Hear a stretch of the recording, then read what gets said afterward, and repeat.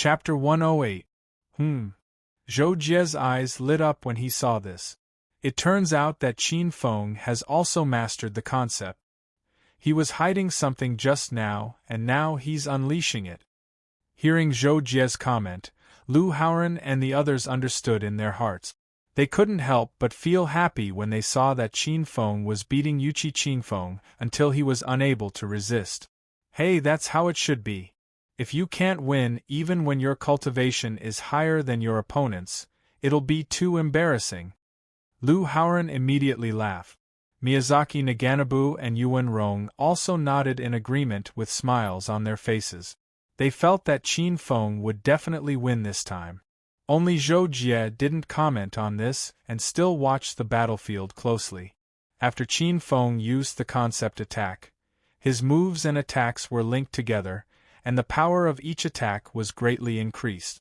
In addition, he used more power, so he finally caught Yuqi Qingfeng off guard and forced him to retreat again and again, as if he could not resist at any time. However, although Yuqi Qingfeng was temporarily disrupted by Qin Feng's attacks after his instantaneous eruption, causing him to be suppressed by the fierce attacks until he kept retreating, he didn't really suffer any real damage. He was only at a disadvantage. This meant that even if Qin Feng also used the concept attack, he still couldn't crush Yuqi Qingfeng. After being suppressed for a few seconds, Yuqi Qingfeng began to regain his footing. With the concept power and energy control that were stronger than Qin Feng's, he once again stabilized the situation of the attack, and his retreat became extremely small. This time, except for Zhou Jie and the other seniors, Lu Haoran and the other two were dumbfounded. He actually completely withstood it. That's crazy. Lu Haoran had just expressed that Qin Feng would definitely win, and now he was slapped in the face. He couldn't help but feel a little speechless.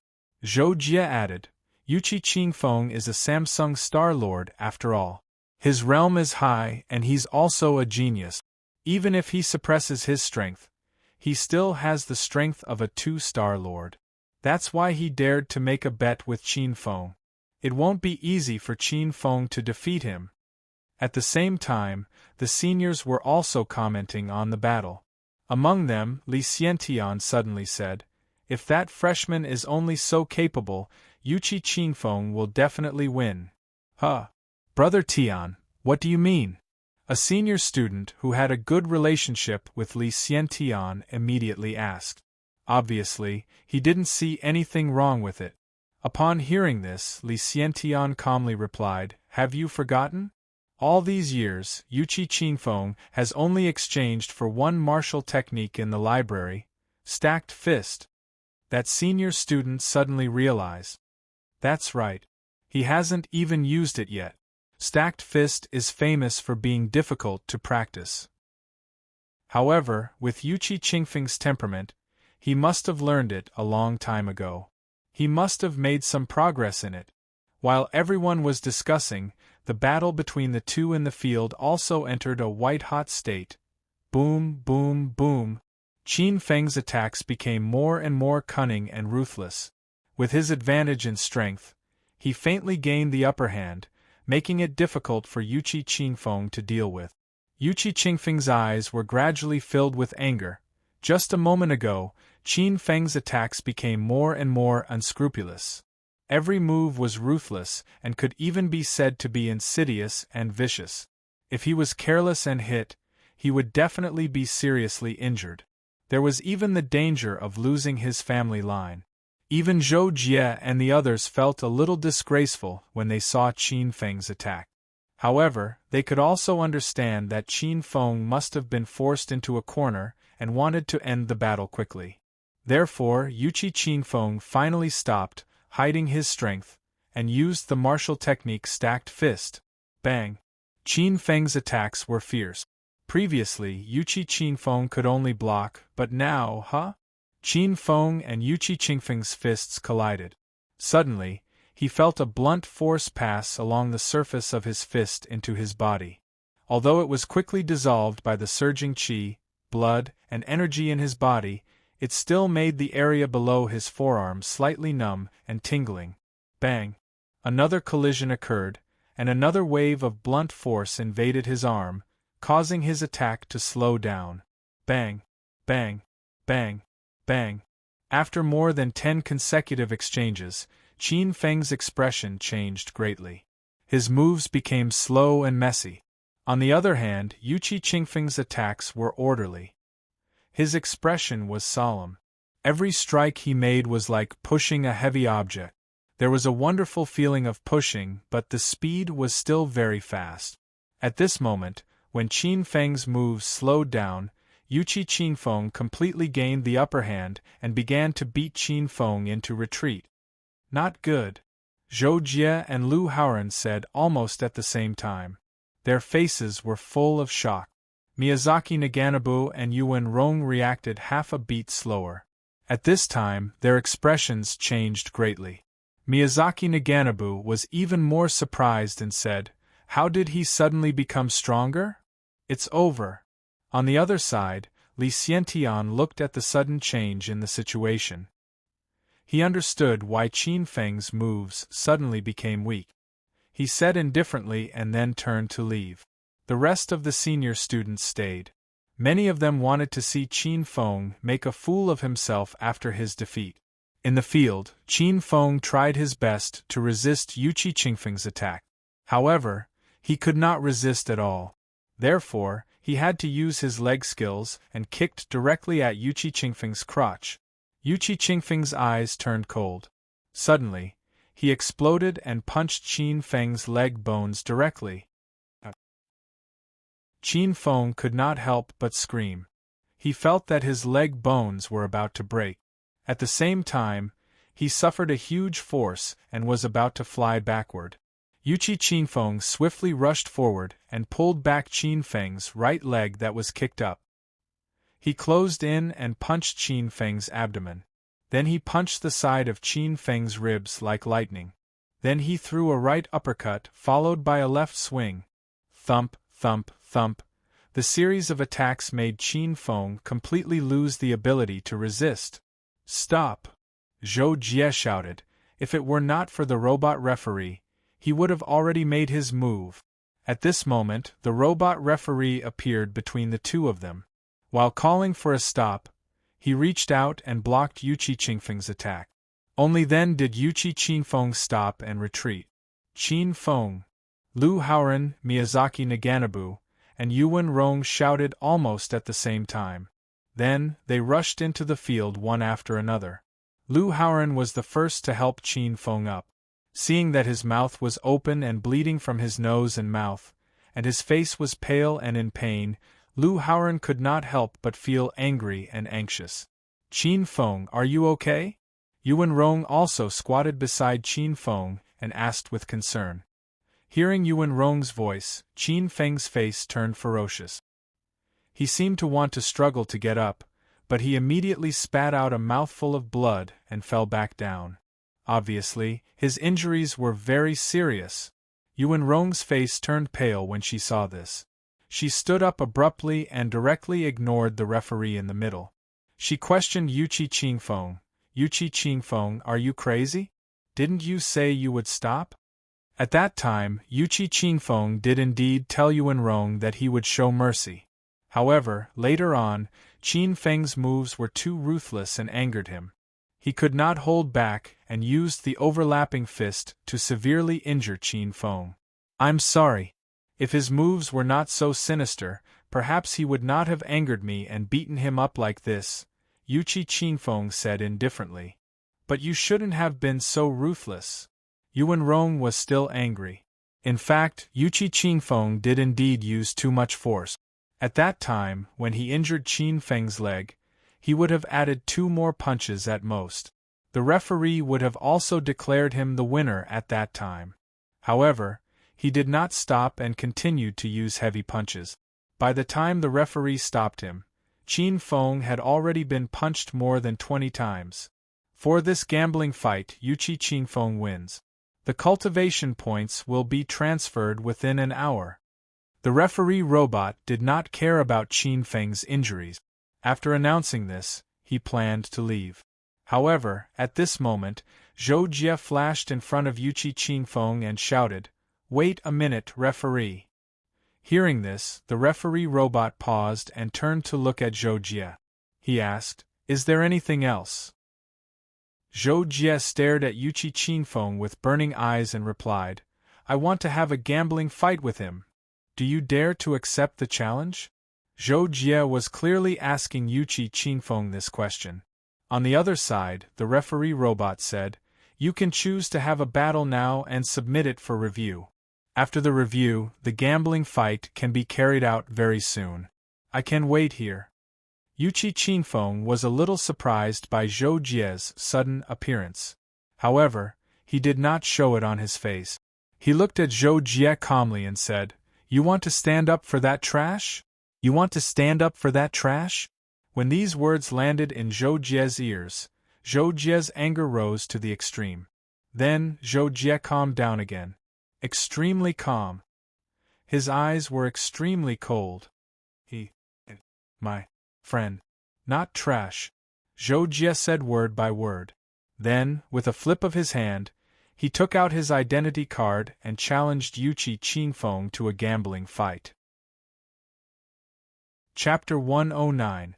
Lu Haoran's team and Qinfeng were shocked to see Zhou Jie challenge Yuqi Qinfeng to a duel. Qinfeng even struggled to call Zhou Jie Jocko. However, Lu Haoran quickly stopped Qinfeng and said, "Qinfeng, let him go.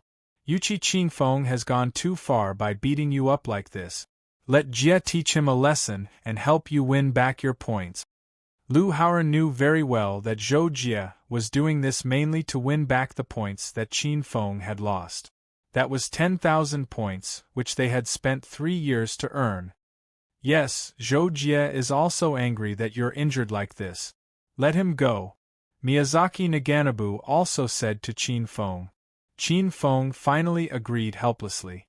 At the same time, on the warship next to the elite training base, Haojue was watching the video sent by the robot referee, which was synchronized with the scene of Zhou Jie challenging Yuqi Qinfeng to a duel. It's this guy. He didn't become a Star Lord in his first year, and then he passed the 51st level of the 100 Stars challenge, which means that he's not any weaker than the others after his breakthrough. He's already a peak 1-star Lord, and he seems to be the tallest of the newcomers? Haojue wasn't surprised that Zhou Jie had suddenly challenged Yuqi Qinfeng. However, he was rather curious about Zhou Jie's situation when he recalled what he had learned about Zhou Jie 3 years ago. What was the reason that made Zhou Jie lag behind when he became a Star Lord? Why was he still the strongest at the moment? Beep beep. Very soon, Haojue received the content of the duel between Zhou Jie and Yuqi Qinfeng on his identity badge. He was in charge of the duel review alone. Interesting. It's a duel of the same level. Haojue read the content of the duel and smiled. He also felt that Zhou Jie was more complicated than he had imagined. As it turned out, when Zhou Jie challenged Yuqi Qinfeng to a duel, both of them had to overcome the 1-star Lord's 3 gears with their strength. Qinfeng had been in 1-star Lord's 3 gears, while Yuqi Qinfeng had been in 1-star Lord's 1 gear. Even so, Qinfeng had lost. Yet, Zhou Jie still dared to challenge Yuqi Qinfeng with the same level of strength. It was obvious that he thought he was much stronger than Qinfeng. Then, let me see how strong this guy is. If he can really defeat Yuqi Qinfeng with the same level of strength, he'll probably be able to fight Veronica. Haojue's eyes glittered as he confirmed that the duel had passed. In the central square of the base, the seniors were more or less dumbfounded. Yuqi Qinfeng had just defeated Qinfeng with absolute strength, and yet another freshman, before 2-star Lords, they were basically called freshmen, challenged Yuqi Qinfeng to a duel.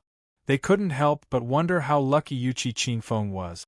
10,000 points weren't enough for one person, and now there was another? Another bet of 10,000 points. What are these freshmen thinking? They didn't even ask before joining the duel. Do they not care about points at all? A senior looked at Zhou Jie and shook his head. They must be angry after seeing their comrade get injured. It's a pity that the points aren't for me. Yuchi Qingfeng is really lucky. Another senior sighed. They all felt that Zhou Jie was giving away points. With Zhou Jie's hearing, Zhou Jie could hear everything the seniors said without soundproofing or telepathic communication. However, Zhou Jie still stared coldly at Yuchi Qingfeng in front of him, waiting for the duel to pass the review. The points that Zhou Jie and Yuchi Qingfeng were betting on this duel were the same as when Qingfeng fought with Yuchi Qingfeng. Zhou Jie bet 10,000 points, while Yuchi Qingfeng bet 20,000 points. Zhou Jie originally only wanted to win back the 10,000 points that Qingfeng lost, but then he remembered that Qingfeng was so badly injured that he should make Yuchi Qingfeng lose more points, so he challenged him. Yuchi Qingfeng naturally agreed. After all, from his point of view, Zhou Jie was still giving away points. After a dozen or so seconds of confrontation between Zhou Jie and Yuchi Qingfeng, the referee robot suddenly moved slightly and said, "The duel between the two of you has passed the review. You may now start the duel. However, for the sake of fairness, since competitor Yuchi Qingfeng has just fought, he can choose to start the duel at the next hour." The referee robot looked at Yuchi Qingfeng and asked for his opinion. Yuchi Qingfeng immediately said coldly, "I don't need to rest. I was just dealing with a piece of trash just now. It didn't take much effort." Yuchi Qingfeng was Samsung's Star Master, after all. Although the battle with Qingfeng just now seemed fierce, it really did not take much of his energy. He had completely recovered now. However, Yuchi Qingfeng's words once again made Zhou Jie furious. "I'll say it again. He's not trash, but soon you will be trash." Zhou Jie was also furious, that was why he said such words. But in the ears of Yuchi Qingfeng and a few older students, these words were completely like a joke. Shameless boasting. "I'll end the duel in 10 moves," Yuchi Qingfeng said coldly, looking down on Zhou Jie. Zhou Jie's eyes were like torches. He stared at Yuchi Qingfeng without giving in. 10 moves? Fine, I'll satisfy you. As soon as Zhou Jie finished speaking, he attacked like lightning. His movements were clean and efficient. Yuchi Qingfeng heard Zhou Jie's last words before he attacked. He was confused. Before he could figure it out, Zhou Jie had already attacked. He had no choice but to step forward and attack. He planned to defeat Zhou Jie in 10 moves. However, just as Yuchi Qingfeng and Zhou Jie's hands were about to touch, Zhou Jie suddenly changed his move. He was extraordinarily fast. He hit the back of Yuchi Qingfeng's wrist with the base of his palm. Then, he moved forward like lightning and grabbed Yuchi Qingfeng's arm with both hands. So fast. Zhou Jie's sudden burst of speed gave Yuchi Qingfeng a fright. This speed was simply unimaginable. Perhaps only a 2-star master would be able to achieve this if they went all out. But the problem was that both of them had their energy restricted. How could they possibly erupt with such speed? "Oh no!" Yuchi Qingfeng exclaimed when Zhou Jie grabbed his arm with both hands. He hurriedly unleashed the full strength of a 1-star master and used the stacked fist to attack Zhou Jie. However, Zhou Jie was too fast. As soon as Yuchi Qingfeng moved, Zhou Jie had already rotated Yuchi Qingfeng's wrist with one hand and grabbed the base of his arm with the other. Zhou Jie leaned back to put some distance between them. He then grabbed Yuchi Qingfeng's wrist with one hand and the base of his arm with the other. His footsteps were quick. He pulled back from the side and combined with the movements of his hands. He twisted. Crack! Yuchi Qingfeng's face turned pale. His eyes almost popped out of their sockets. His right shoulder joint had been dislocated. At the same time, a wave of energy had penetrated his body, further cutting off the connection between his body's energy and his joint. As a result, Yuchi Qingfeng's right arm seemed to have disappeared. When Zhou Jie let go, it hung limply by his side. Yuchi Qingfeng was horrified. He endured the pain and wanted to retreat immediately, but Zhou Jie was too fast and his strength was extraordinary. With a stride forward, he circled around to his side and continuously punched his waist and abdomen. Bang, bang, bang, bang. Every punch made contact with flesh, producing a dull sound. Zhou Jie had excellent control over his strength. Every punch was enough to cause Yuqi Qingfeng some internal injuries, but it wasn't enough to make him lose his balance and fall to the ground. Yuqi Qingfeng was beaten up by Zhou Jie in the blink of an eye. He couldn't resist at all. Everyone present was dumbfounded. Motherf *Ker, what kind of situation is this? He beat him up the moment he started. With such strength and speed, he was simply a murderer in human form. In the field, Yuqi Qingfeng wanted to fight back with his other hand, but Zhou Jie seized the opportunity to capture him again. Then, crack! Zhou Jie cleanly dislocated Yuqi Qingfeng's other arm. Yuqi Qingfeng was terrified. Coupled with the severe pain from his dislocated arms, his face was extremely pale. He had no choice but to kick Zhou Jie's crotch. Crack! Yuqi Qingfeng's left knee joint was also dislocated. Then Zhou Jie kicked his leg like lightning, accurately hitting Yuqi Qingfeng's right knee joint. Crack! Plop! Yuqi Qingfeng's 4 limbs were broken. He simply fell to the ground, his face twisted in pain. In an instant, the field was so quiet that even the sound of a pin dropping could be heard. Lu Haoran and the others stared at the center of the field with their mouths agape. The group of seniors looked as if they had seen a ghost. Some of their mouths were so wide open that 2 eggs could be stuffed in. This gambling match is over. Competitor Zhou Jie wins. The points will be transferred within an hour. The referee robot said in a stiff voice. It was the only one present who didn't change its expression.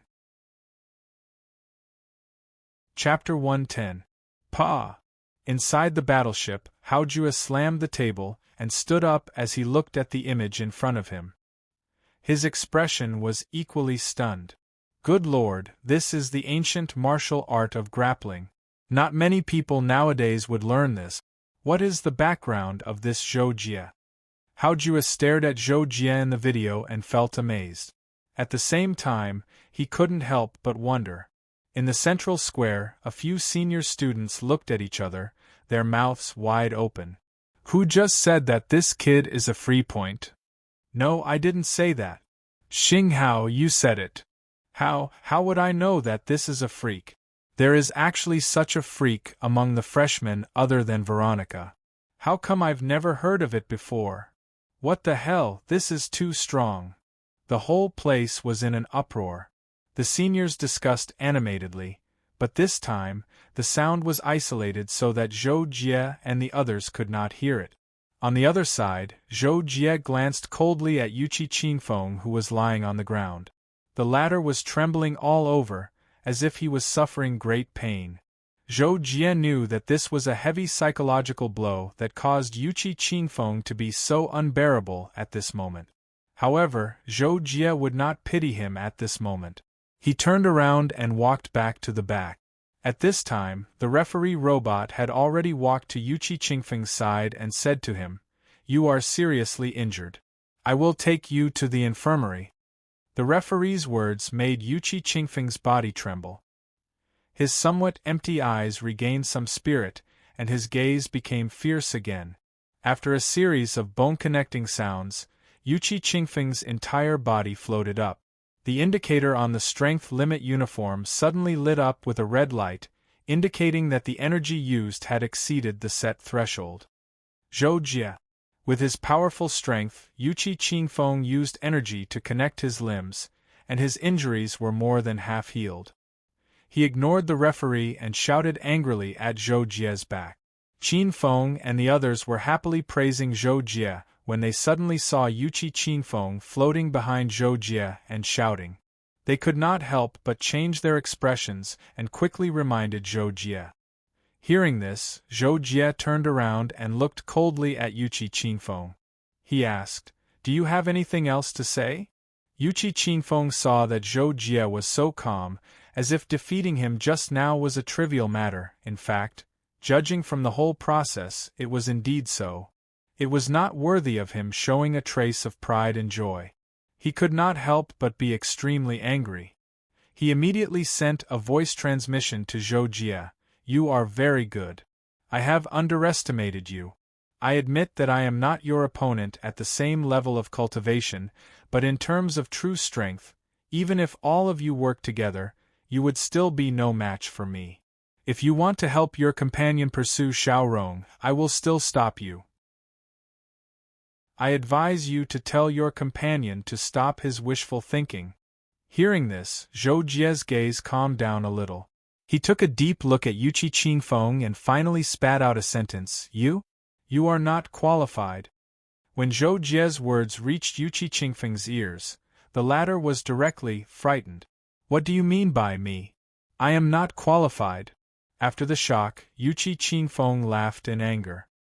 Zhou Jie, you'd better hope you don't run into me outside. I don't have time to argue with you here. Yuqi Qingfeng did not send a voice transmission. Everyone present heard this and could not help but feel shocked and confused. After Yuqi Qingfeng finished speaking, he turned around to leave. However, who knew that Zhou Jie would be even more straightforward? As soon as Yuqi Qingfeng finished speaking, he directly turned around. Obviously, he completely ignored Yuqi Qingfeng's last words. Qingfeng looked much better at the moment. When he saw Zhou Jie coming over, he asked first, Jocko, what did that bastard say to you? He even threatened you in the end? Yes, what did Yuqi Qingfeng say? Lu Haoran also asked. Obviously, everyone was eager to know. However, Zhou Jie shook his head and said, Nothing, just some nonsense. But you have to be careful of him when you are outside in the future, especially you, Qingfeng. Qingfeng and the others all stared at him when they heard this. Qingfeng even said bluntly, why should I be the most careful? Shouldn't you be more careful, Jocko? However, these words came out of Qingfeng's mouth without thinking. After he said it, he froze. That seemed to be, he should be the most careful. Kid, with Jie's strength, even if you can't beat him, you can still escape. If you meet Yuqi Qingfeng, you'll be dead meat. Lu Haoran said to Qingfeng in a timely manner. However, Qingfeng already understood and could only helplessly say, Oh, this Yuqi Qingfeng, he's too much. Yuan Rong, who had been suppressing her anger for a long time, could not help but explode at this moment. Zhou Jie glanced at her and shook his head again. He seemed to sigh. All right, you guys can go back. I'll accompany Qingfeng to the infirmary. Zhou Jie accompanied Qingfeng out of the infirmary. Qingfeng had completely recovered and only spent 100 cultivation points on the medical fees. Of course, the 20,000 cultivation points that Zhou Jie won had already been transferred to his account. 10,000 of them were returned to Qingfeng and also paid for his medical fees. This was a piece of cake. On the way back to the villa, Zhou Jie finally asked Qingfeng, Qingfeng, are you going to pursue Yuan Rong? Qingfeng held his breath and his eyes dimmed slightly. However, he said, after all, she's a great beauty and so outstanding. It'll be great if I can pursue her, but, actually, I know that I'm a toad lusting after a swan's meat. If it really can't work out, let's just be friends. After all, women can always be found. Zhou Jie was suddenly stunned. He shook his head slightly and said, That's not what I meant. I just wanted to say that if you want to pursue her, go ahead. You don't have to be afraid of Yuqi Qingfeng. However, Qingfeng smiled and said, Of course I'm not afraid of Yuqi Qingfeng. It's just that I really feel that I'm too weak to fight with him. Even Yuqi Qingfeng said that I'm not worthy of Yuan Meiren. How can I still be thick-skinned and feel good about myself and pursue her? Zhou Jie couldn't help but frown when he heard Qingfeng say this. Qingfeng immediately said, But then again, Jocko, I think it's better for you to pursue Yuan Meiren. You're so powerful, you can definitely do it. When the time comes, if Yuqi Qingfeng dares to come looking for trouble, just beat him up until he can't take care of himself. Let's see if he dares to come again. Zhou Jie was about to comfort Qin Feng. He couldn't help but be speechless when he heard this. He raised his eyebrows slightly and sighed. Feelings can't be controlled by your strength. I don't think Yuan Rong is interested in me. Why should I force her? Qin Feng's mouth suddenly opened wide when he heard Zhou Jie's words. Then, he said, Damn, Jocko, you're really a man of steel. Must the goddess pursue you? If you don't flirt, how do you know you won't have a chance? Besides Howren, you're the most likely person to get Yuan Meiren. Flirt? Zhou Jie frowned in confusion. How do I flirt? Qin Feng. All right, for the sake of your happiness, Jocko, I'll teach you all the tips I've learned in my life. Qin Feng had no choice but to make a decision. Zhou Jie. No need, you should teach it to Howren. Zhou Jie shook his head and sped up to slip away. Hey, no, this secret manual is specially designed for grassroots. People like Howren don't need it at all. Qin Feng hurriedly chased after him and shouted. Zhou Jie couldn't help but feel a headache. I don't need it either. Qin Feng chased after him relentlessly. Hey Jocko, you can't be like this. There's a technique to picking up girls. Straight men are destined to be single for life. Hey Jocko, don't run so fast. Hey, in the execution field. Veronica finished his 10 days of meditation and came to the resting area at the edge of the execution field. The meditation area of the execution field was cut off from the internet, but the resting area could communicate with the outside world normally. As usual, Veronica took out his ID card and wanted to see if there was any news worth paying attention to. Although he was a cultivation maniac, his mother was a politician and he had received relevant education since he was young. Therefore, he paid close attention to current affairs and news. Veronica quickly found out that one of the two gambles that took place today was Yuqi Qinfeng, but he won one and lost the other. Zhou Jie. Veronica saw Zhou Jie's name and thought of this person, but he didn't pay attention to it before. Yuqi Qinfeng fought Zhou Jie at the same level of cultivation, and he lost? Veronica raised his eyebrows in surprise. As mentioned earlier, Veronica paid close attention to intelligence, so he knew Yuqi Qinfeng's background. Veronica thought it was reasonable that Yuqi Qinfeng defeated Qinfeng while suppressing his strength at the early level of the one-star Lord level, which proved that Yuqi Qinfeng was indeed very strong. However, he lost to Zhou Jie in the blink of an eye, and they were at the same level of cultivation. He couldn't help but be surprised. Chapter 111. Veronica felt that something was amiss, so he decided to watch the replay of the battle. Veronica first clicked on the replay of the battle between Yuqi Qinfeng and Qinfeng, but the notification said that he had to pay 100 points to watch it. Without hesitation, he chose to pay the points to watch the battle. The replay of the battle would only be saved for a year. After this time, it could not be purchased to watch it.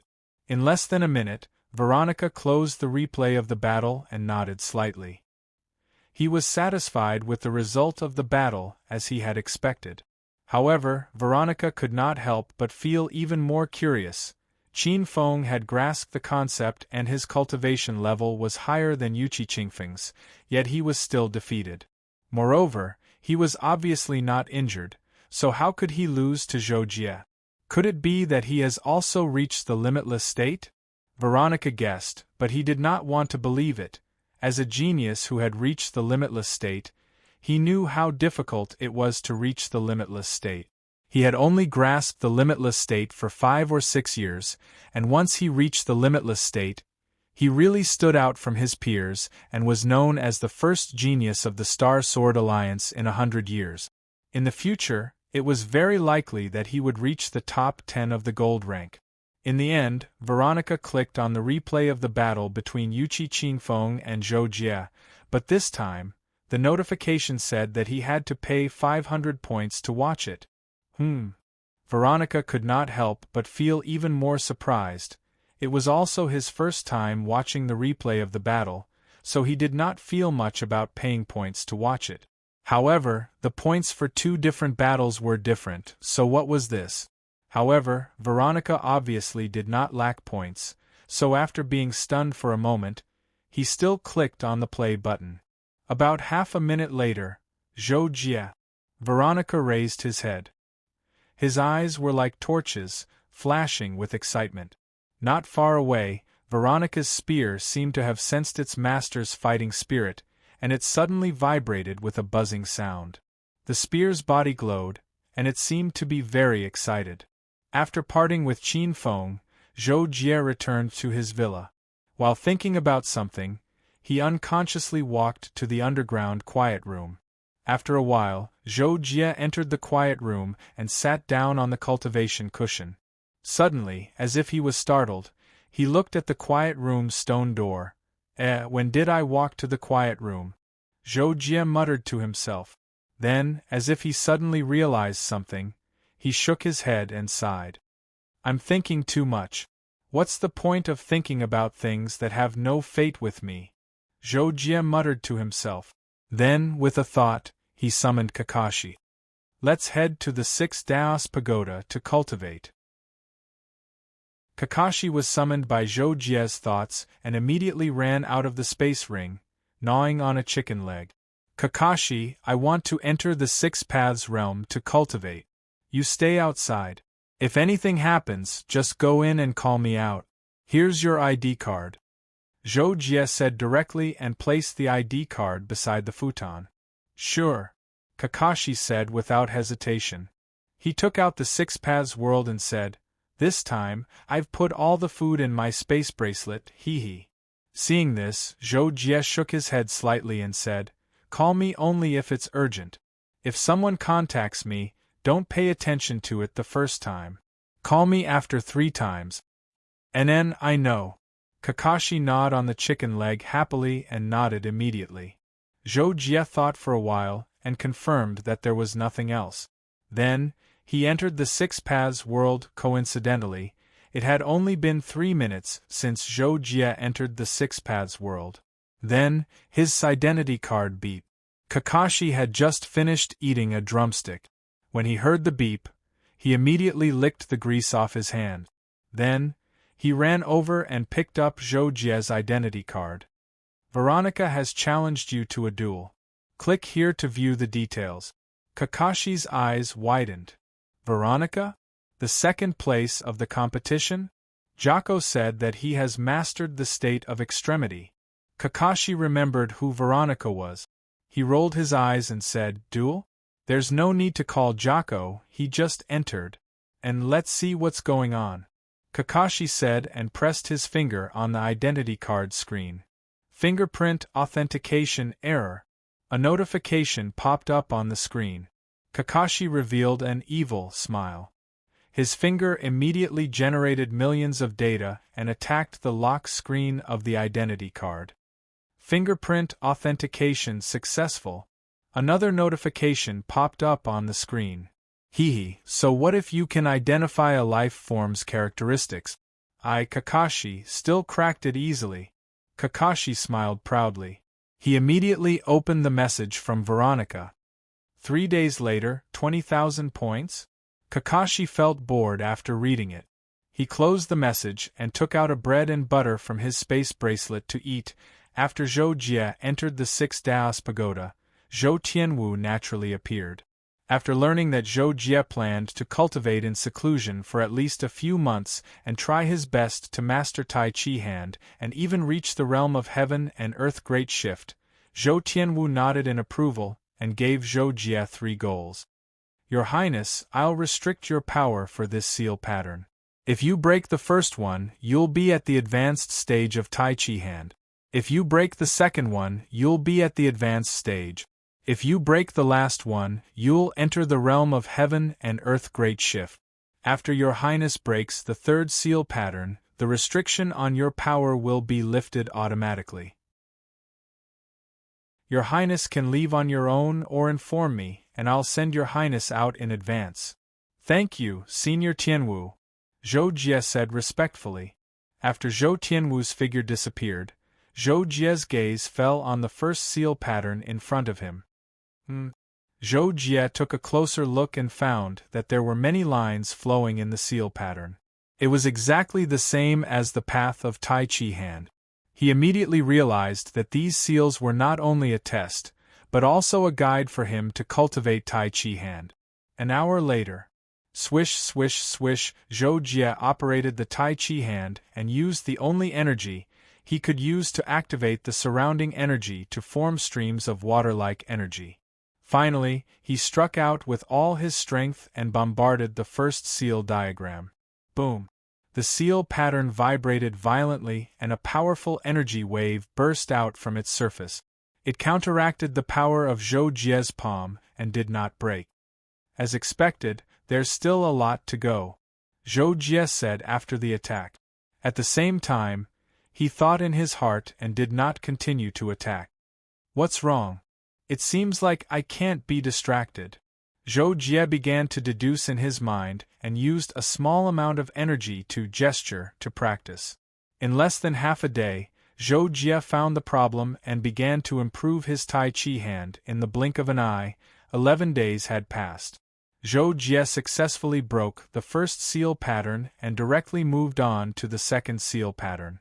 This time I've improved a lot. It won't be long before I break the second seal pattern, Zhou Jie thought.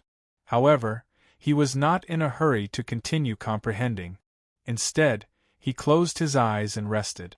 After all, with Zhou Jie's current strength, if he continued to comprehend and practice for too long, he would feel tired.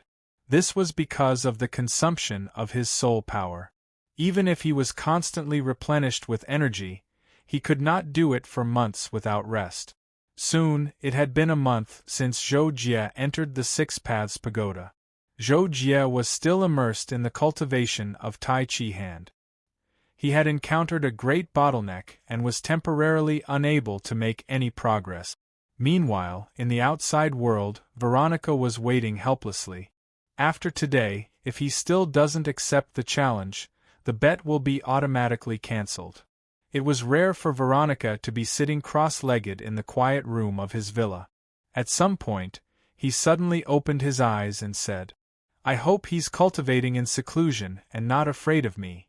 Veronica thought and shook his head. He felt that with Zhou Jie's personality, it was impossible for him to be afraid of a challenge. It was more likely that he was cultivating in seclusion. Then I'll go challenge the 100 Stars Pass first. When he comes out, he will naturally respond to me. Veronica stood up and said. With the spear in his hand, he left the quiet room and quickly flew away from his villa. 19 days later, Veronica returned to his villa and once again challenged Zhou Jie to a bet.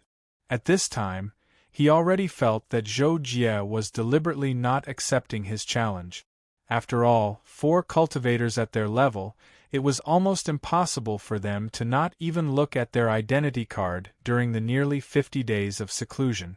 This time, I will raise the points to 30,000 and only ask him to bet 10,000 points. I hope he will accept the challenge, Veronica thought after issuing the challenge. His heart was filled with fighting spirit. However, Veronica waited for another 5 days.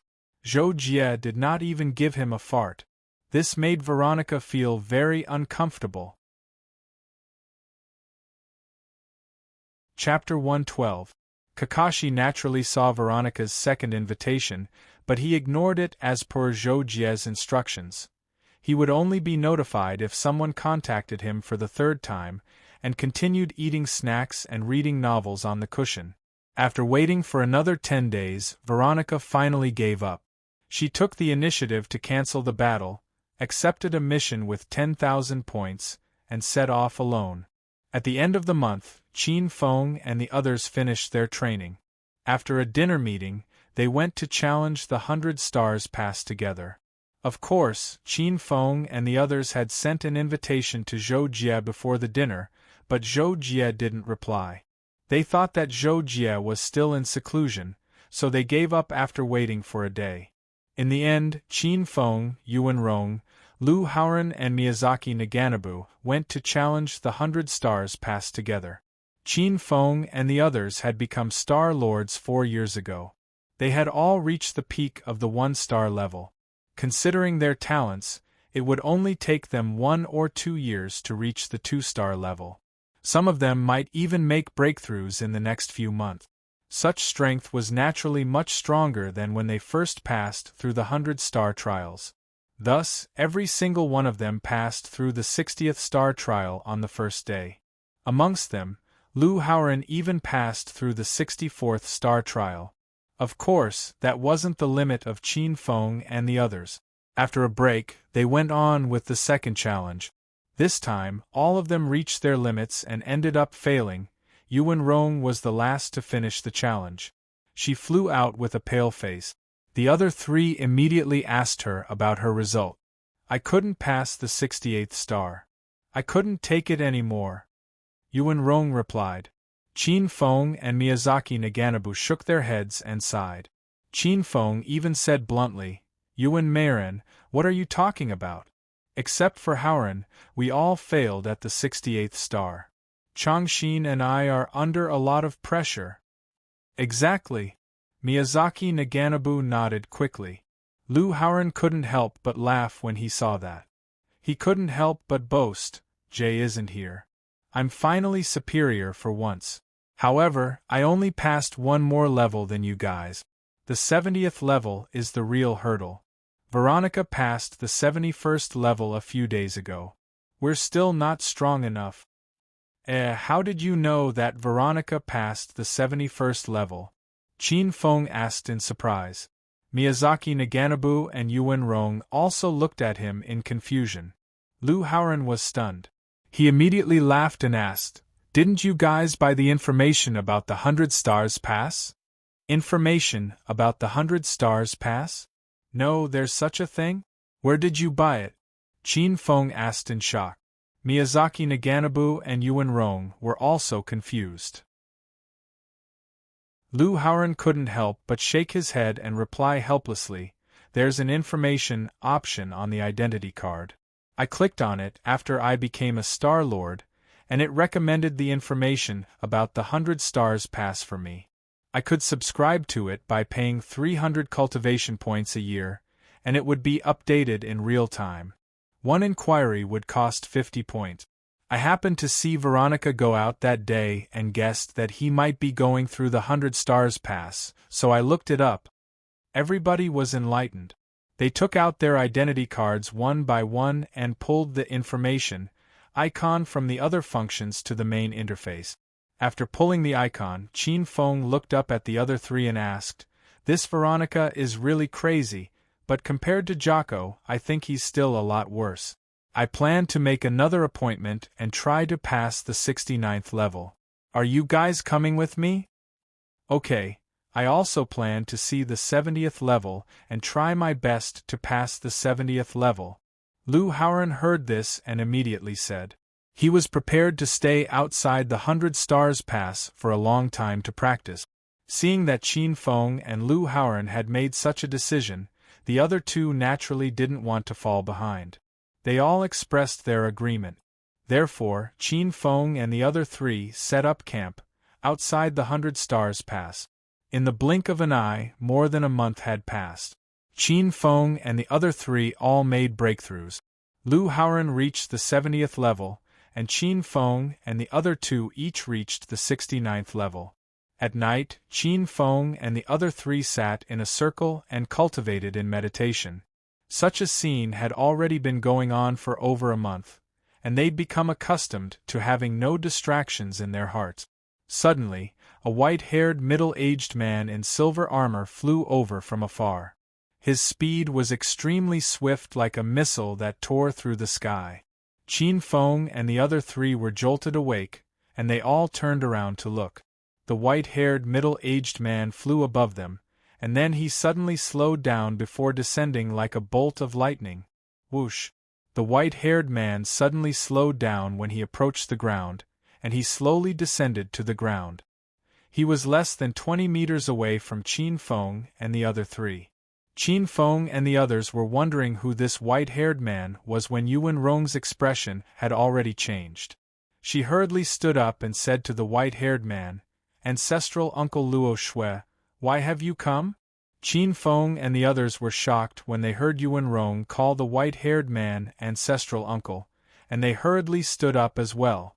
The white-haired man glanced at Qin Feng and the other two, and his gaze became slightly colder, vaguely revealing a trace of dissatisfaction. Then he looked at Yuan Rong and said, "Xiao Rong, come with me." "Okay." Yuan Rong didn't have any thoughts of resisting the white-haired man. She obediently replied and followed the white-haired man into the distance. When they were about 60 to 70 meters away from Qin Feng and the others, the white-haired man, Yuan Luoxue, turned around and stopped. He looked at Yuan Rong with a somewhat stern gaze. "Ancestral uncle, why have you called me here?"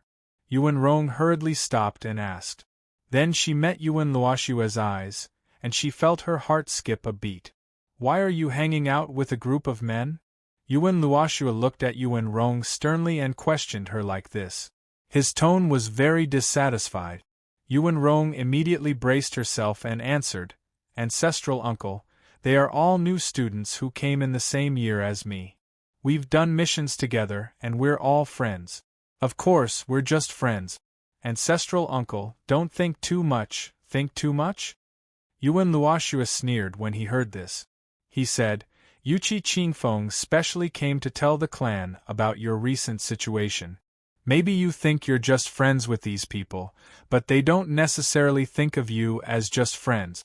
If Yuchi Hongzi knows about your situation, what would he think?" Yuan Rong's face turned pale when she heard Yuan Luoxue's direct words. Then she smiled miserably. "So? You came to tell me this?" Yuan Luoxue took a deep look at Yuan Rong when she heard this. Then she turned to the side and said, "You're not young anymore. Someone in the clan wants you to marry Yuchi Hongzi as soon as possible." The clan leader also agreed, so he asked me to inform you to prepare and find a time to take you back. "Are we leaving now?" Yuan Rong was a little surprised and asked quickly. "There's no need for that. The clan has been busy recently, and we don't have much energy to arrange your marriage. So, the clan has tentatively decided to invite the Yuchi family to discuss this matter at the end of the year. You can also go back and meet Yuchi Hongzi. He's a rare genius in the Yuchi family, and he has a high chance of reaching the lord rank. He's not any worse than our clan's Yuan Qinkong." Yuan Rong naturally knew her fiancé, Yuchi Hongzi. She had only met him once when she was young. After not seeing him for more than 10 years, she didn't have any special impression of Yuchi Hongzi. She only knew that he was indeed a genius, to the extent that he was known by everyone in the clan.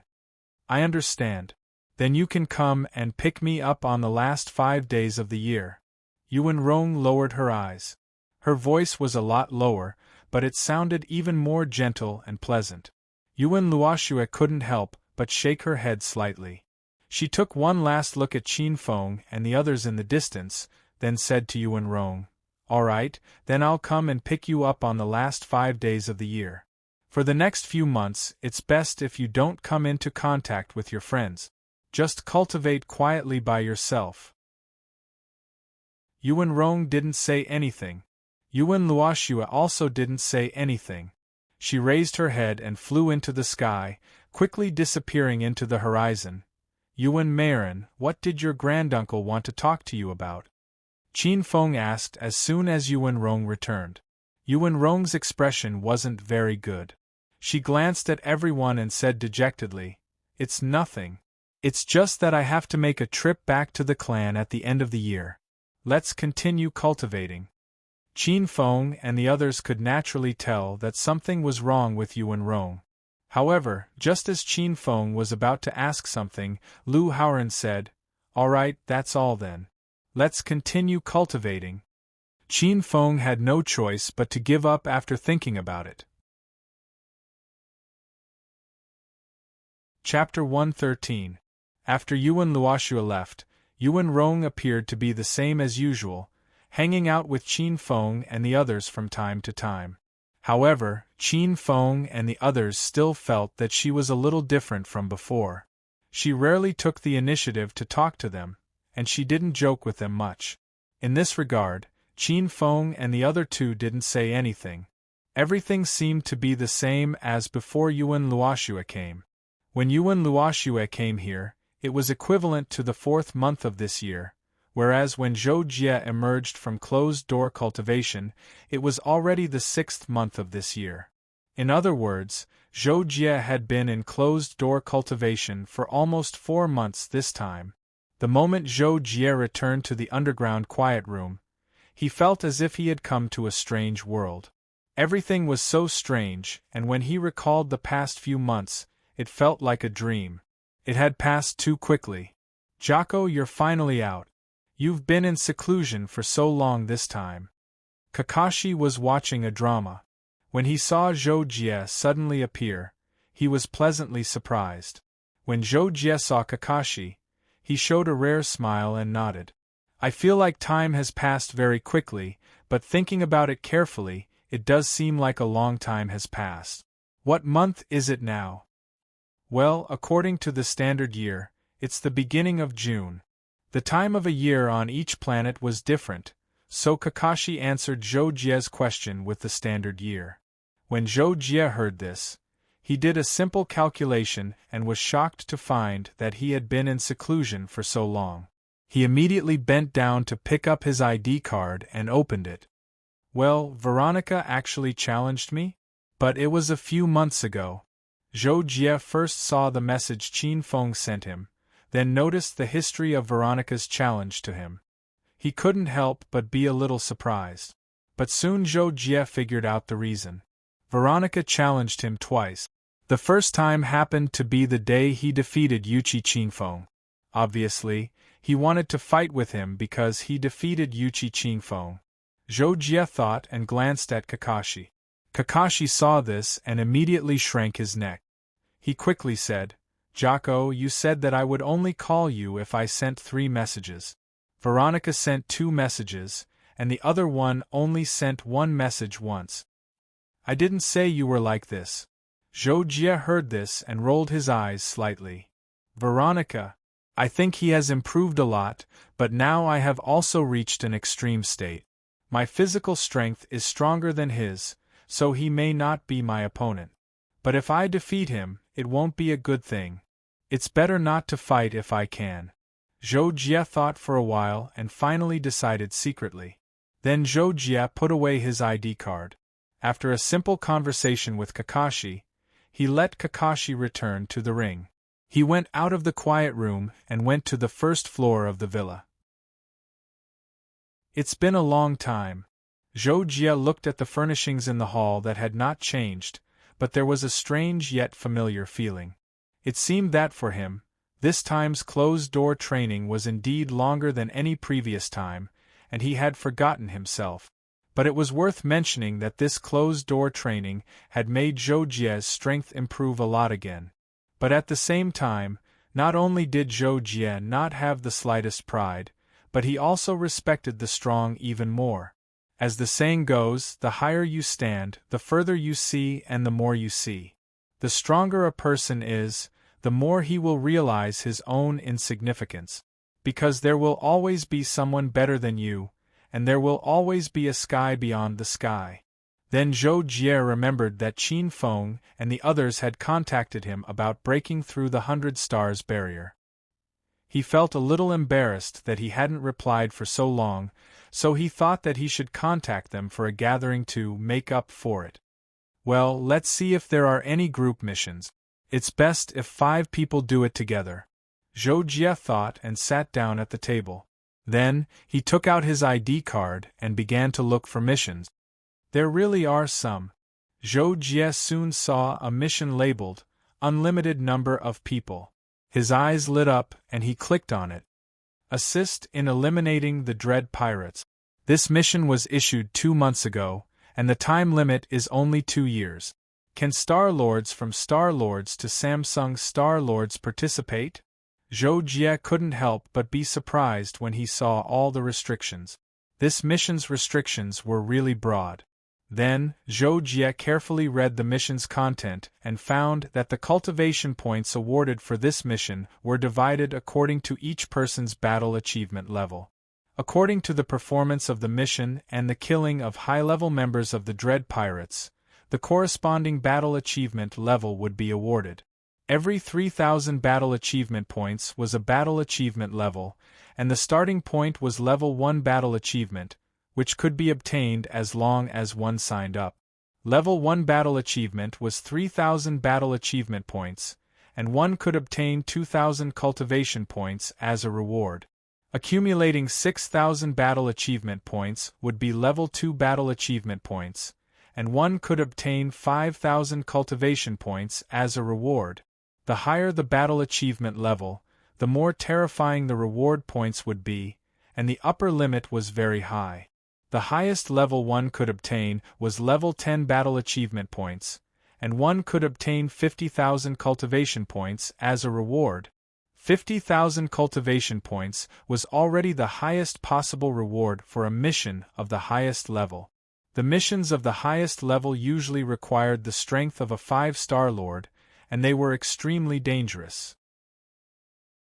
For the geniuses of the elite training bases, they had to be at the peak of 4-star lords in order to exert the strength of a 5-star lord or above. That was because the gap between each star lord level and the higher the star lord level, the greater the gap between each star lord level. Of course, the difficulty of level 10 battle achievement was unimaginable, so Zhou Jie directly ignored it. However, such a special mission was very rare. For star lords with low star ranks like him, there was a chance to earn more points. The only downside was that the danger was uncontrollable. Even though they were assisting the military of the Star Sword Alliance, if they wanted to earn more battle achievement points, they had to actively volunteer and charge at the front. That would be very dangerous, but there was no other way. After all, risk and reward were always proportional. Interesting. However, such a mission made Zhou Jie feel excited. He couldn't help but say the word and feel the urge to give it a try. Let's contact Qin Feng and see what they think. As he spoke, Zhou Jie immediately sent a message to Qin Feng, Yuan Rong and the others with his identity badge, inviting them to his villa for a dinner meeting. The time would be decided later. Very soon, the 4 of them replied to Zhou Jie one after another. Zhou Jie set the time and told them. Then, he began to buy ingredients and asked man in white number 2 to prepare a table of delicious food. That evening, Zhou Jie, Qin Feng and the others sat around the table. At first, they inevitably asked about Zhou Jie's situation. After all, he had been in seclusion for so long and hadn't contacted them. Zhou Jie smiled and briefly explained the situation of his seclusion. Of course, he didn't say that he was practicing the everlasting sacred hand. After all, it was a super martial technique that could only be mastered by an imperial emperor. Even a big shot like the leader of the Star Sword Alliance couldn't take it out. He only said that he was meditating, so he couldn't perceive the outside world. As for the result of the training, it was naturally a great improvement in strength. That was not wrong. After listening to him, Qin Feng and the others couldn't help but laugh and scold Zhou Jie for being a freak and a monster. Meditating could only be done naturally under certain circumstances. Many Star Lords wouldn't even be able to do it once in their entire lives. However, meditating like this for a month could be equivalent to decades for others. As the saying went, one day of enlightenment, one day of martial arts can break through the void in wuxia novels. After a while, when everyone was done teasing, Zhou Jie also brought up the matter at hand. Naturally, it was about the Dread Pirates mission. You guys can take a look at it first. I think it's a good idea for everyone to go on an adventure together. Zhou Jie was in a good mood, and there seemed to be a smile on his face as he spoke. I know about this mission. I saw it a month ago, but J.U. hadn't appeared at that time, so I didn't want to go with everyone, Lu Haoran said. I've seen it too, Yuan Rong said. Me too. Miyazaki Naganabu nodded and said. Qin Feng was left behind in shock. Well, am I the only one who doesn't know about it? Zhou Jie smiled. That's probably because you've been cultivating too hard and didn't think to look at the mission. Yes. Lu Haoran and the others all nodded in agreement. Qin Feng. Very soon, everyone understood the content of the Dread Pirates mission and expressed their willingness to accept it. After all, according to the description of the mission, they would receive 2,000 points if they participated, which meant that they could still get 2,000 points even if they didn't take any risks and didn't delay their cultivation. Chapter 114. Then it's decided. After a simple discussion, Zhou Jie said, "Then let's all sign up. There are less than 3 months before the deadline." "Okay," the other 4 answered. They took out their identity cards and signed up for the Dread Pirates mission. Time flew by. There were only 23 days left before the mission. On this day, Veronica returned from outside and returned to her villa. After taking a bath in the bathroom, Veronica put on the azure light armor again and went to the floor-to-ceiling window on the 2nd floor. He stood there and looked outside. For him, this was a rare moment of peace. Every time he ran and fought for a long time, he would be like this, enjoying the peace and quiet, thinking about life or something else. Suddenly, Veronica thought of something and took out his identity card. After checking the recent ranking of the 100 Stars Pass, Veronica's eyes narrowed. His gaze became extremely sharp. In the latest ranking of the 100 Stars Pass, Zhou Jie was ranked 20th, while Veronica was 19th. Both of them had passed the 71st pass. Veronica put away his identity card and suddenly murmured to himself, "Zhou Jie, you really didn't disappoint me. But will this be your limit?" The 71st pass of the 100 Stars Pass was naturally not Veronica's limit. He had gone to the 100 Stars Pass to test his martial arts techniques and wills, and the strength he used was almost fixed at the early level of a 1-star lord.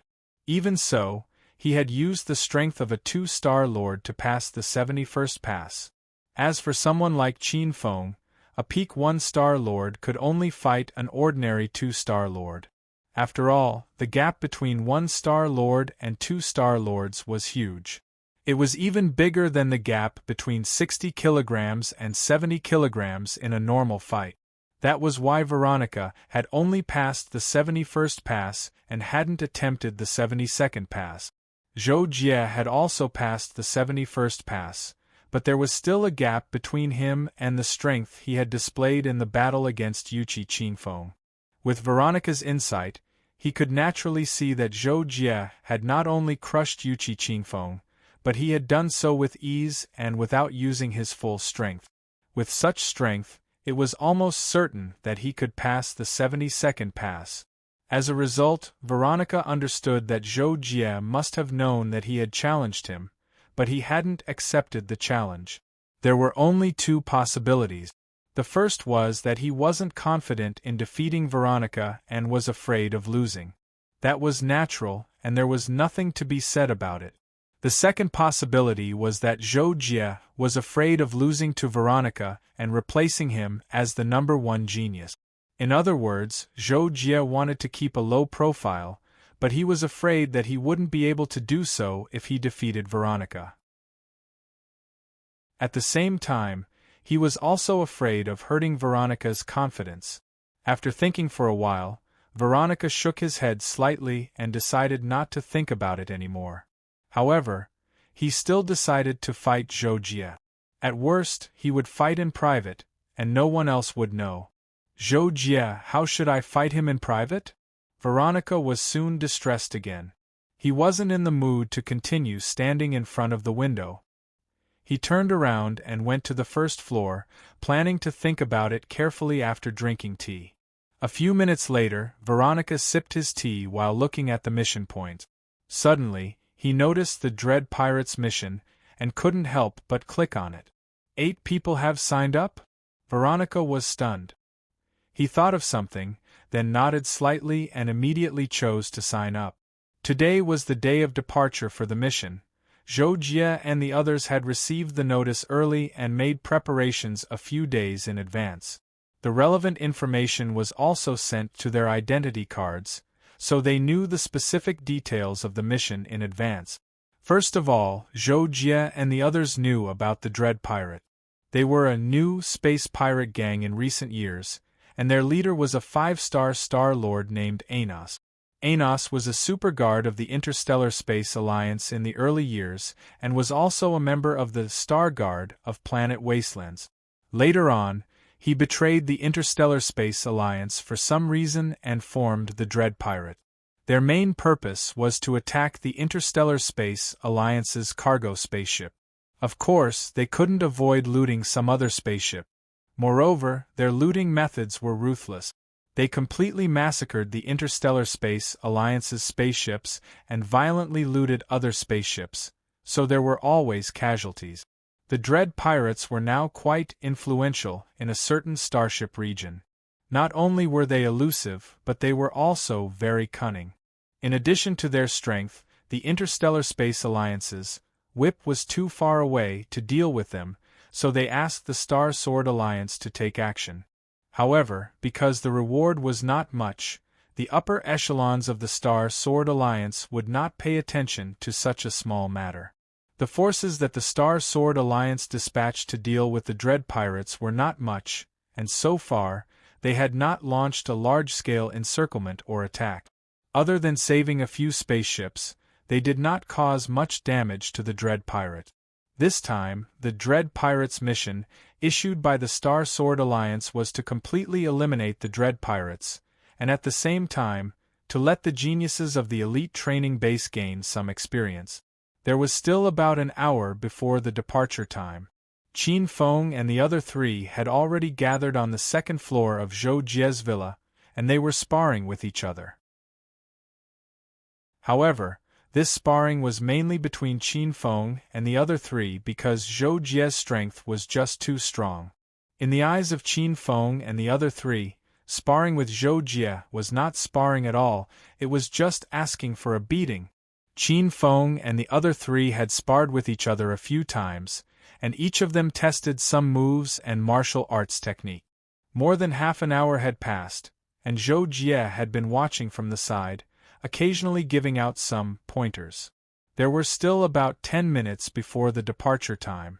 Zhou Jie looked at his ID card and said to everyone, "It's about time, let's gather at the plaza." Everyone responded, and then followed Zhou Jie out of the villa, and directly flew to the central plaza. In the plaza, there was already a battleship nearly 100 meters long and 50 meters wide waiting there. There were 2 soldiers in military uniforms standing at the entrance of the battleship. When they saw Zhou Jie and the others approaching, they immediately went forward and asked for their names. After Zhou Jie and the other 4 reported their names, the 2 soldiers looked at the name list on their military smartwatches. After confirming that there were no mistakes, they immediately gave Zhou Jie and the other 4 a standard military salute and said in unison, "Greetings, Major Generals." Zhou Jie and the others were slightly surprised by this, and then they remembered that they were the so-called honorary Major Generals, so they calmed down. Then, one of the soldiers said to Zhou Jie and the others, and made a gesture of invitation, "5 Major Generals, please board the battleship. Then, according to the guidance of the members of the battleship, you will receive the mission equipment and check in." After a while, Zhou Jie and the other 4 received a bag of so-called equipment and room keys, and then went to their respective rooms. Not long after, Veronica also boarded the battleship, received the equipment, and checked into the room on the battleship.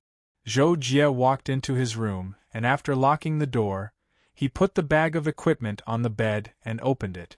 In the bag of equipment was a Major General's uniform, a set of military armor, a laser pistol, and a military smart watch. Moreover, they were all advanced versions, and were much better than what ordinary soldiers used. Take the laser pistol for example, ordinary soldiers would not use it. After all, it was too expensive to make. The pistol's power could threaten a low-level Star Lord, and it could be shot to death if shot accurately. However, ordinary soldiers used high-energy bullet guns, and Zhou Jie could almost ignore the threat of bullets in his armor. Even if he did not wear it, it would be very difficult for him to be shot to death just standing there.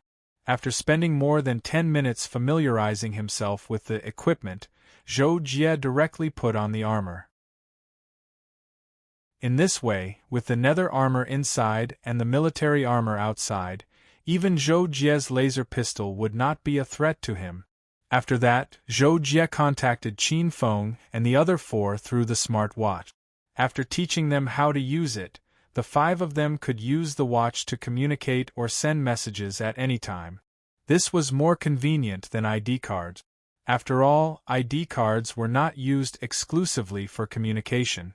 This time, in addition to the 5 of us, there are 3 other people who signed up for the mission, but I don't see them. I don't know who they are. After ending the conversation with Qin Feng and the other 3, Zhou Jie looked at the door and muttered to himself. The reason he thought so was actually because he was worried that Yuqi Qin Feng would also participate in this mission. Then, there was no telling what would happen in the future. Click. Zhou Jie opened the door and was about to go out for a walk. Coincidentally, just as Zhou Jie went out, the door of another room about 5 meters diagonally opposite also opened, and a tall and handsome man in blue armor walked out. Huh? Zhou Jie could not help but be surprised when he saw this person. Chapter 115. The man in blue armor was Veronica. Similarly, he was surprised to see Zhou Jie. His icy blue eyes lit up. Zhou Jie. Veronica frowned and called out. What a coincidence, Veronica! Zhou Jie couldn't help but say as a greeting. However, Veronica did not just greet him. He stood at the door and looked at Zhou Jie. Suddenly he asked, Did you deliberately refuse to accept my challenge? Zhou Jie heard the question and remembered it. He replied, Not really. I was in seclusion for a few months. I didn't see your challenge. Is that so? Veronica asked softly, as if he was asking himself. Then, he looked at Zhou Jie and continued, If there's a chance, how about you and I fight? Zhou Jie was silent for a few seconds. Veronica saw this and added, A private fight. The outcome won't affect you or me. What do you think? Zhou Jie heard Veronica's words and understood what he meant. No matter who won or lost, they should not tell anyone about this battle. Although Zhou Jie still did not want to fight Veronica, he did not want to let the other party think that he was afraid. So, he nodded after thinking for a while. Okay, we'll fight again if there's a chance. Okay. Veronica immediately responded. He then closed the door and left without looking back. Zhou Jie saw this and slowed down his pace to catch up. Soon, Veronica's figure disappeared. After that, Zhou Jie strolled around the warship and asked the soldiers about the Dread Pirate. The soldiers on these warships naturally knew about the Dread Pirate. Some of them had fought with them before. After Zhou Jie asked a few soldiers, he could not help but have a deeper understanding of the Dread Pirate. The information obtained through this method was indeed more comprehensive and detailed than the information provided. It was also easier to understand them directly. Military warships were much more powerful than cargo spaceships when it came to long-distance space jump. In less than a month, the warship Zhou Jie and the others were crossed 7 galaxies and arrived at their destination, the Star Sword Alliance's Planet Red Sea military base. Planet Red Sea was originally a barren planet. However, it was very close to a large trading planet, Planet Faraway. Because of this, it was convenient to provide military supplies. The Star Sword Alliance had built a military base here, and was responsible for governing this galaxy. After the warship landed and Zhou Jie and the others disembarked, the warship quickly entered the charging area. Although the warship was very powerful in all aspects and was generally small in size, its hull energy storage was larger than cargo spaceships of the same model. Cargo spaceships of the same model were at least 50% larger than warships of the same model. This caused the warship's energy consumption to be terrifying. Without using specialized energy crystals, it had to be recharged in the charging area. In the nuclear room of the Planet Red Sea military base headquarters, Commander Leiyu, who was dressed in a black general's uniform, was receiving a report from a guard. A total of 8 people have arrived safely. Their cultivation levels have been confirmed. 6 1-star lords, 1 2-star lord, and 1 Samsung star lord. The battle plan has also been prepared and is awaiting your orders. After listening to the guard's report, Leiyu frowned and could not help but say, "There's only 1 Samsung star lord and 1 2-star lord? How unlucky. It's been half a year since the mission was issued, and we've only seen 8 people?" According to Leiyu's original plan, a mission with a reward of 50,000 points would be enough to make every elite training base's geniuses scramble for it.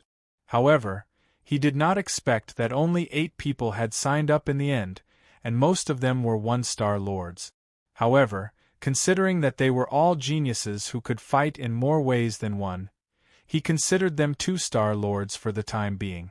Even so, they couldn't be considered high-end combat power. They could only be considered mainstays. Leiyu thought to himself and quickly made up his mind. Fine. What we've been lacking were mid-tier and high-end combatants. Now we've at least made up for the mid-tier combatants. As for high-end combatants, 2 5-star lords will be enough. Well, send out the elites of the 5th Division as backup. Everything else will be carried out according to the original plan. Leiyu ordered. Yes, sir. The guard answered and left. Although the Dread Pirates were powerful, it was far from enough for the Red Ocean military base to send out all of its forces. After all, the cost of sending out all of its forces would be too great. Moreover, most of the military base's forces had to be sent out to guard various places or to guard the base. Therefore, not only would Leiyu not participate in the battle against the Dread Pirates this time, but he would only send out a division of about 2,000 soldiers. After Zhou Jie and the others settled down in the base, they were notified to gather on a flat ground outside the base the next morning. More than 20 warships were already parked on the flat ground. Most of them were of the same design, and only a few were particularly large or small. At the same time, there were more than 2,000 soldiers in armor and spacesuit.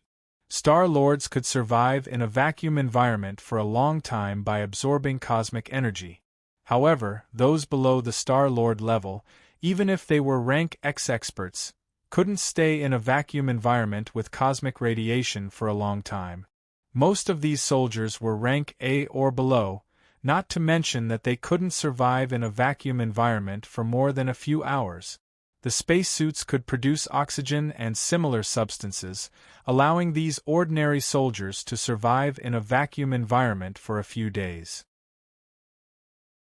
Since everyone had gathered, Zhou Jie and the others also saw the other 3 people who had come for the same mission. There was no need to mention Veronica. Zhou Jie had already seen her before. As for the other 2, Zhou Jie didn't know them, but Lu Haoran did. Veronica, Tu Xiao, and Quan Tianlin are here too. He's also one of the best 2-star lords. Tu Xiao. Zhou Jie held his breath when he heard this name, because the person with this name was one of the top 3 geniuses in the elite training base.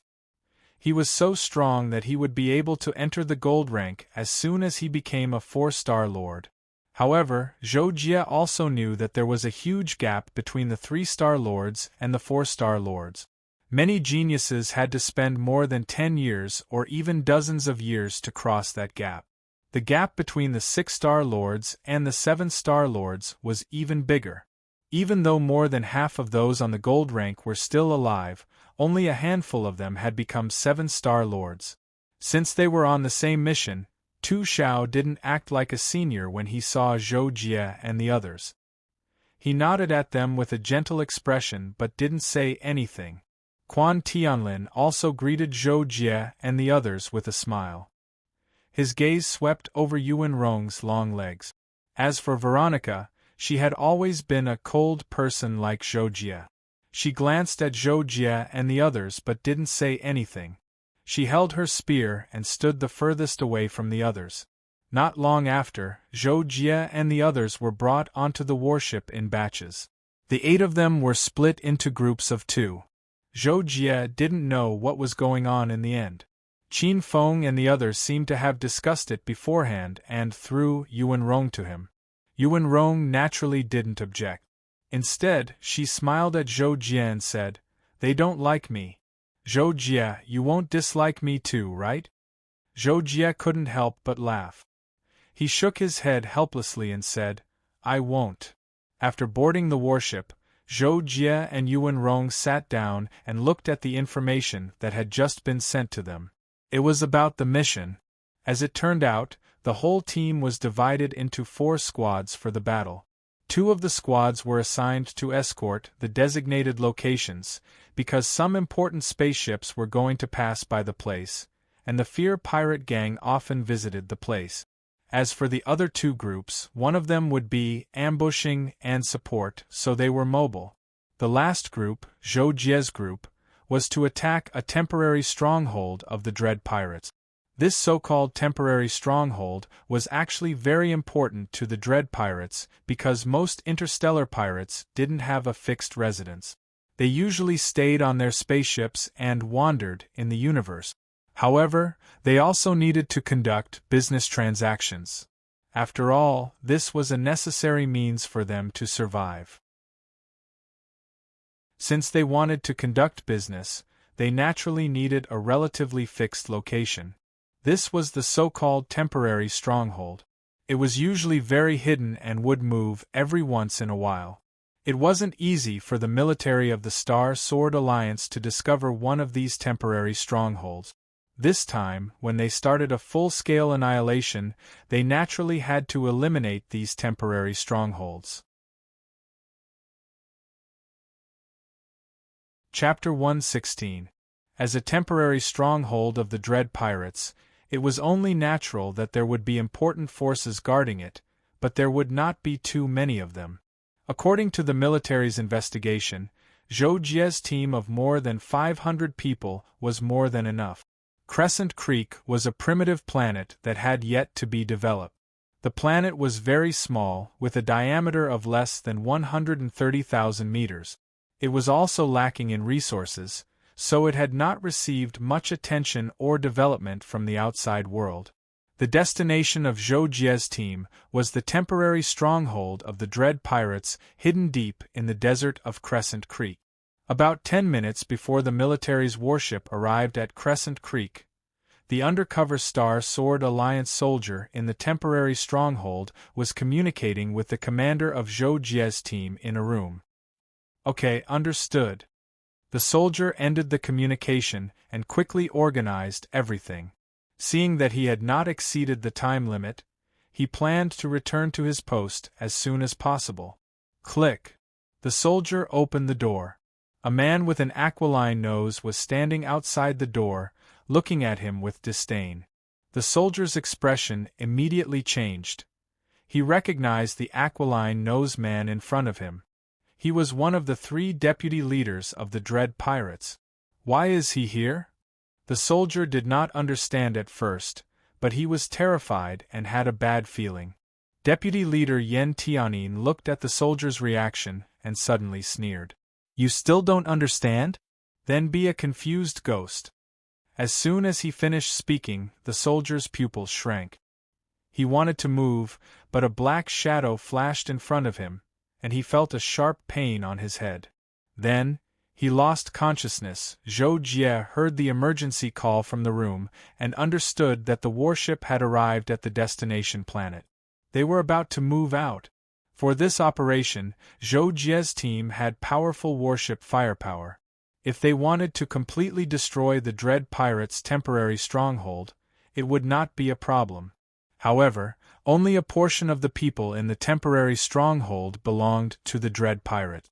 The rest were people from other dark forces of the universe, who came to trade, and ordinary people who were forced to work there. What Zhou Jie's team needed to do was first to destroy the main buildings of the temporary stronghold. Second, they needed to capture as many members of the dark forces of the universe as possible. This naturally included the Dread Pirates. Third, they needed to rescue the ordinary people who were forced to work there. Last but not least, they needed to collect as many resources as possible in the temporary stronghold. These resources were all plundered by the Dread Pirates. In this way, the main purpose of the warship was to destroy the enemy's spaceship. As for the other tasks, Zhou Jie's team would complete them. Zhou Jie was more than happy to do so.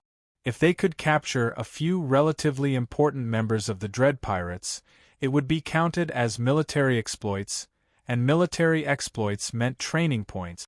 After Zhou Jie and Yuan Rong rushed to gather, they were quickly organized into teams. The main warship that the two of them were on had a total of more than 130 people. He and Yuan Rong each led a small team of 20 soldiers and headed to the designated area to land the raid. As they approached the enemy's stronghold, the four warships turned on their stealth mode. They could not only block the detection of instruments, but also deceive the naked eye. The temporary stronghold only occupied an area of 40 to 50,000 square meters. The four battleships flew to the four corners and were less than 20 meters above the ground. Suddenly, the hatch at the bottom opened, and four ropes that were more than 10 meters long hung down. 5 soldiers immediately slid down the ropes until they were 6 to 7 meters above the ground and landed easily. Then, 5 more followed. The minimum requirement to be an official soldier of the Star Sword Alliance was to have the strength of a Class C. After training, every soldier was at least close to Class B. If placed on a backward planet, any soldier of the Star Sword Alliance would be a Super Special Forces Soldier King. Zhou Jie, Yuan Rong, and the other team leaders, all X-Class, flew down from the middle of the 5 ropes and landed on the ground one after another. Each of them chose a side and let their soldiers stand after landing. Unless otherwise specified, the gravity of a planet generally did not exceed 5 times the standard gravity, which meant that even X-Class soldiers could fly on it for a short period of time. In less than half a minute, nearly 100 soldiers stood in formation. Zhou Jie and the other team leaders gestured to each other and chose a direction to go. Then, more than 100 fully armed personnel moved quickly. Of course, less than 10 seconds after the bottom of the warship released the ropes, the guards in the temporary stronghold not far away discovered Zhou Jie and the others. They exclaimed to each other, "Damn it, it's a military warship! We're doomed! We're doomed! Hurry up and sound the alarm! What are you waiting for? It's a military warship! Hurry up and sound the alarm! Sound the alarm!" The guards hurriedly called the police. The alarm in this area soon sounded, followed by the alarm in the opposite corner. Then, one after another, several other alarms sounded. The guards in the stronghold immediately began to gather, but in the face of the military, who had already gathered, they naturally could not resist. Zhou Jie and Yuan Rong each led a team of 20 people and rushed to the nearest group of guards. Zhou Jie naturally took the lead. He did not use the laser pistol. He found it troublesome to shoot them one by one, but he attacked with the Golden Lotus sword, which split into 144 golden swords and shot out. In the blink of an eye, more than a dozen guards were reaped, all with one slash to the throat. The police officer reporting on the metal frame of the tall building saw that Zhou Jie and the others had not yet come into contact with their people, but their people had already fallen. Suddenly, his eyes widened and he could not help but curse, XX, what's going on? Is it the one in black? The police reporting officer had noticed at the beginning that it was a flash of golden light from Zhou Jie, and then a group of his companions dozens of meters away fell. He immediately looked at Zhou Jie as if he had seen the Grim Reaper. He quickly turned around and ran. However, with Zhou Jie's strength, how could he not notice the police reporting officer even though he was more than 100 meters away? Whoosh! Zhou Jie rushed into the patrolling area, but there were not many guards standing there. He immediately controlled the flying swords, and most of them were aimed at the few remaining guards who had escaped, while a few flew toward the police reporting officers who had escaped into the tall building. Under the flying swords, no one survived. A group of more than 20 guards and more than 10 who had just rushed over were all killed. This time, Zhou Jie and the group of soldiers behind Yuan Rong were stunned. They could not help but wonder what kind of godlike method this was. They did not even have the chance to open fire, and the opposite side was all dead. Further away, there was a group of guards who saw the situation from afar. They all hurriedly retreated and looked around for their companions. After all, with just the few of them, one was not enough for Zhou Jie to kill. On the contrary, there were a few people who were running in the direction of Zhou Jie and the others. They were ordinary people who had been caught and brought here to do manual labor. Many of them were Class D and above. A few of the retreating guards also noticed the coolies. As they ran, they turned around and fired at the coolies. This was because these guards also knew that the guns they were equipped with would not be able to harm fully armed soldiers, let alone armed soldiers from the Star Sword Alliance. Seeing this, Zhou Jie naturally would not stand by and do nothing. With a thought, the flying swords covered the sky and covered the earth as they shot toward the guards nearly 200 meters away. Because the guards fired their bullets first, Zhou Jie's flying swords could not stop them no matter how fast they were. A few of the manual laborers were shot and fell. However, other than the first few bullets, the rest were all blocked by Zhou Jie's flying swords and continued to fly toward the guards. Fire! Zhou Jie ordered at the same time. The soldiers behind him, who had been ready for a long time, immediately pulled the trigger and shot out energy bullet. Although the guards in the distance were also wearing protective suits, they could not completely block the power of the energy bullet. They were seriously injured, and a few of them limped and fell to the ground. Yuan Rong was standing not far away from Zhou Jie. Seeing this, she could not help but cover her mouth and laugh. She said to Zhou Jie, "Zhou Jie, I think you alone are enough to wipe out this stronghold. Don't be careless." In response, Zhou Jie said with a solemn expression, as long as they were in a dangerous environment, they had to be very vigilant. This was the quality that Zhou Jie had as a top assassin through more than 10 years of training and actual combat practice. Rumble. As soon as Zhou Jie finished speaking, everyone heard distant sounds coming from all directions. They could not help but change their expressions and look to one side of the sky. In the distance, a row of black battleships suddenly appeared and rapidly approached the stronghold. There were ships coming from all directions, and they just happened to surround the stronghold. Seeing this, Zhou Jie could not help but feel his heart sink. Oh no! Chapter 117. Before they set off, Zhou Jie and the rest of them had received the relevant information and roughly knew the situation of the temporary settlement. With their team of 4 warships and 500 people, it would definitely be a piece of cake for them. But now there were at least 20 enemy warships. In such a situation, it was definitely not something that the 4 warships could easily wipe out. It was more likely that they would be wiped out. Zhou Jie had learned about the terror pirate gang from many soldiers. It was an amalgamation of 3 major pirate gangs in the nearby galaxy. There were a total of 39 battleships, some of which were modified from cargo spaceships. However, there were 21 battleships in this temporary stronghold. At that moment, not to mention Zhou Jie, everyone present realized that they had most likely fallen into the enemy's trap. They were in big trouble.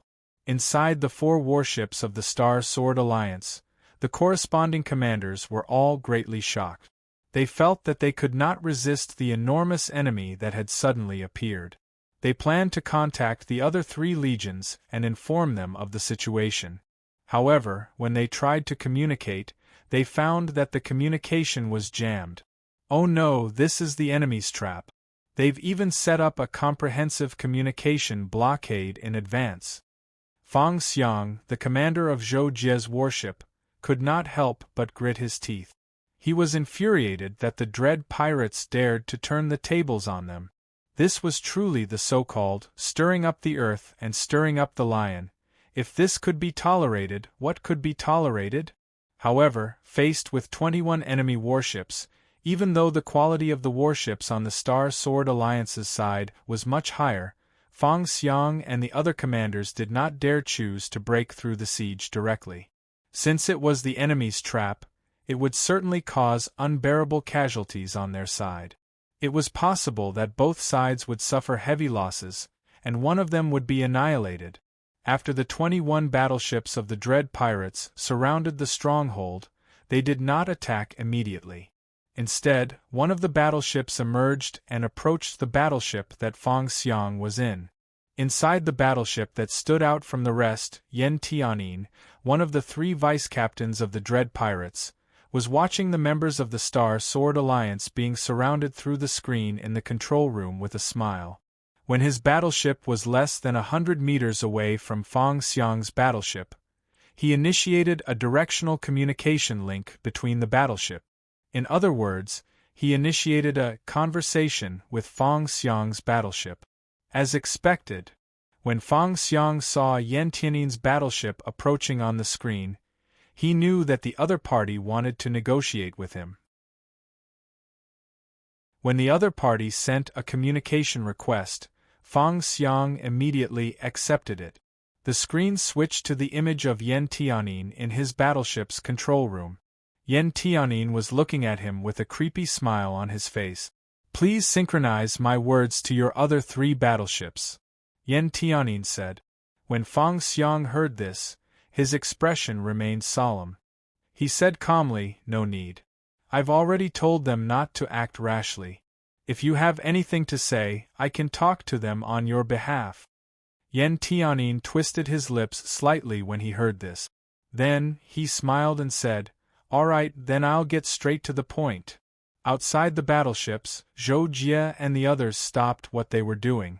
They all looked up at the 2 battleships not far away with a solemn expression, waiting for something. "Although you've already been surrounded, and we have absolute confidence that we can wipe you all out, this will undoubtedly cause us to suffer heavy losses. As for you all, I'm sure you don't want to die, so I thought of this compromise." Yan Tianyin went straight to the point, his face full of smiles as he spoke. "As long as you're willing to surrender to us and hand over 3 battleships, I can make the decision to let all of you, including 1 battleship, leave safely. How about it?" When Yan Tianyin stated this condition, he looked at Feng Xiang on the screen. His eyes narrowed slightly, waiting for the other party to give him the answer he wanted. However, Feng Xiang's expression changed. He could not help but say angrily, "I think you're dreaming." Seeing this, Yan Tianyin's expression turned cold. He directly threatened, "Then, do you want us all to be wiped out?" Feng Xiang heard this. Although he was furious, he quickly calmed down. More accurately, his heart was half cold. Judging from the current strength of the enemy, if they resisted, it was indeed very likely that they would be wiped out. No one would want to die, not to mention that Feng Xiang was the leader. His decision was related to the lives of hundreds of his subordinates, many of whom were his brothers who had gone through fire and water with him. This inevitably made Feng Xiang cautious. Therefore, even if he wanted to refute the other party directly in fight, he had to restrain himself and consider carefully. Change the condition. In the end, Feng Xiang was unwilling to accept Yan Tianyin's harsh condition and hoped that he could take a step back. However, Yan Tianyin had already stopped smiling at this time. He said coldly, "Impossible. This is the condition. I'll only give you 2 minutes to consider it." Feng Xiang heard this. His pupils shrank. Anger surged in his heart again. However, when he thought of his brothers in the army, he still held it in. After some internal struggle, "Okay, let's discuss. If it doesn't work, then we'll fight to the death," Feng Xiang finally said, his voice faintly trembling. 2 minutes. I'll wait."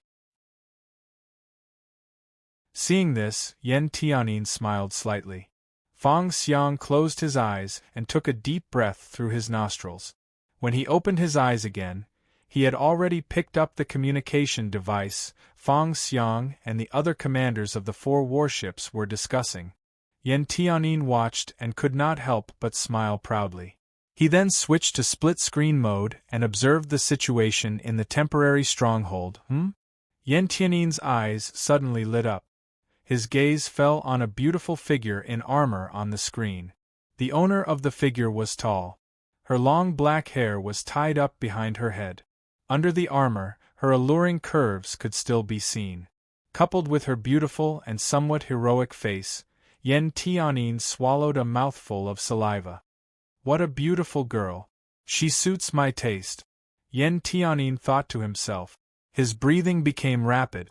He did not have any other hobbies, but he liked beautiful women. Among the group of people, Yan Tianyin directly liked Yuan Rong. His heart was burning. This time, Yan Tianyin could not help but think about how to get Yuan Rong. Soon, Fang Xiang and the others finished discussing. Fang Xiang gritted his teeth and said to Yan Tianyin, "We agree to your conditions." Yan Tianyin heard this and suddenly smiled. He looked at Fang Xiang with a smile in his eyes. "Commander, you are a smart man, but I have a small additional request." "What?" Fang Xiang's expression changed slightly and became even more unpleasant. "It's not an excessive request. It's just that I like a beautiful girl in your army. She seems to be a captain? You can leave her and the 3 warships here. The others can go." Yan Tianyin said with a smile. "That's impossible." Fang Xiang directly rejected Yan Tianyin's request. "She is a genius of the elite training base. She can't be lost. Even if I die, she can't die." "A genius?" Yan Tianyin heard this and his eyes lit up. Hee, that's even more interesting. "You!" Fang Xiang heard this and knew that the other party did not dismiss the idea of keeping Yuan Rong. He was so angry that he interrupted his words. "If you don't give it to me, I will take it myself. If your warship dares to open fire, just shoot it down." Yan Tianyin sneered and turned to leave the control room. He ordered people to keep an eye on Fang Xiang's warship. Once it moved, they would attack immediately. The moment Yan Tianyin turned around, Fang Xiang's face turned pale. However, he was powerless to stop him. This made him extremely emotional and even made him look much older. The door of the warship opened and Yan Tianyin, dressed in black armor, rushed out like a flash of light and flew directly in Yuan Rong's direction. Zhou Jie and Yuan Rong had been paying attention to the 2 warships. When they saw Yan Tianyin flying over, their expressions changed, not knowing what was going on. However, Yan Tianyin's flying speed was extremely fast. The distance of less than 200 meters was covered in the blink of an eye. When Yuan Rong realized that the other party was coming for her, Yan Tianyin was less than 50 meters away from her. In her panic, she could not react in time. The other party was too fast. "Be careful." Zhou Jie's voice rang in Yuan Rong's ears at the same time. At the same time, he appeared in front of Yuan Rong in a flash. Yan Tianyin just happened to be in position. However, his original target was Yuan Rong. Now that his target was Zhou Jie, the smile on his face instantly froze.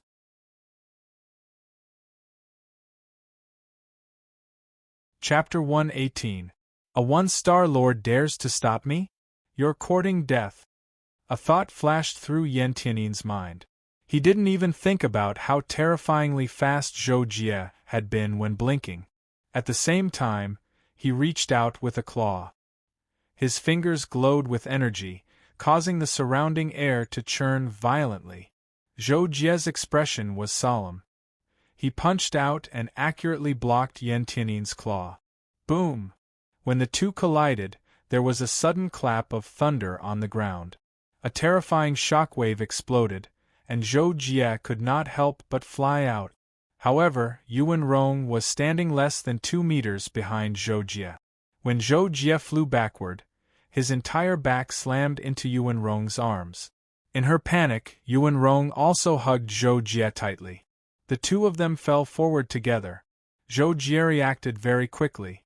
When he felt someone hugging him from behind, he realized the situation.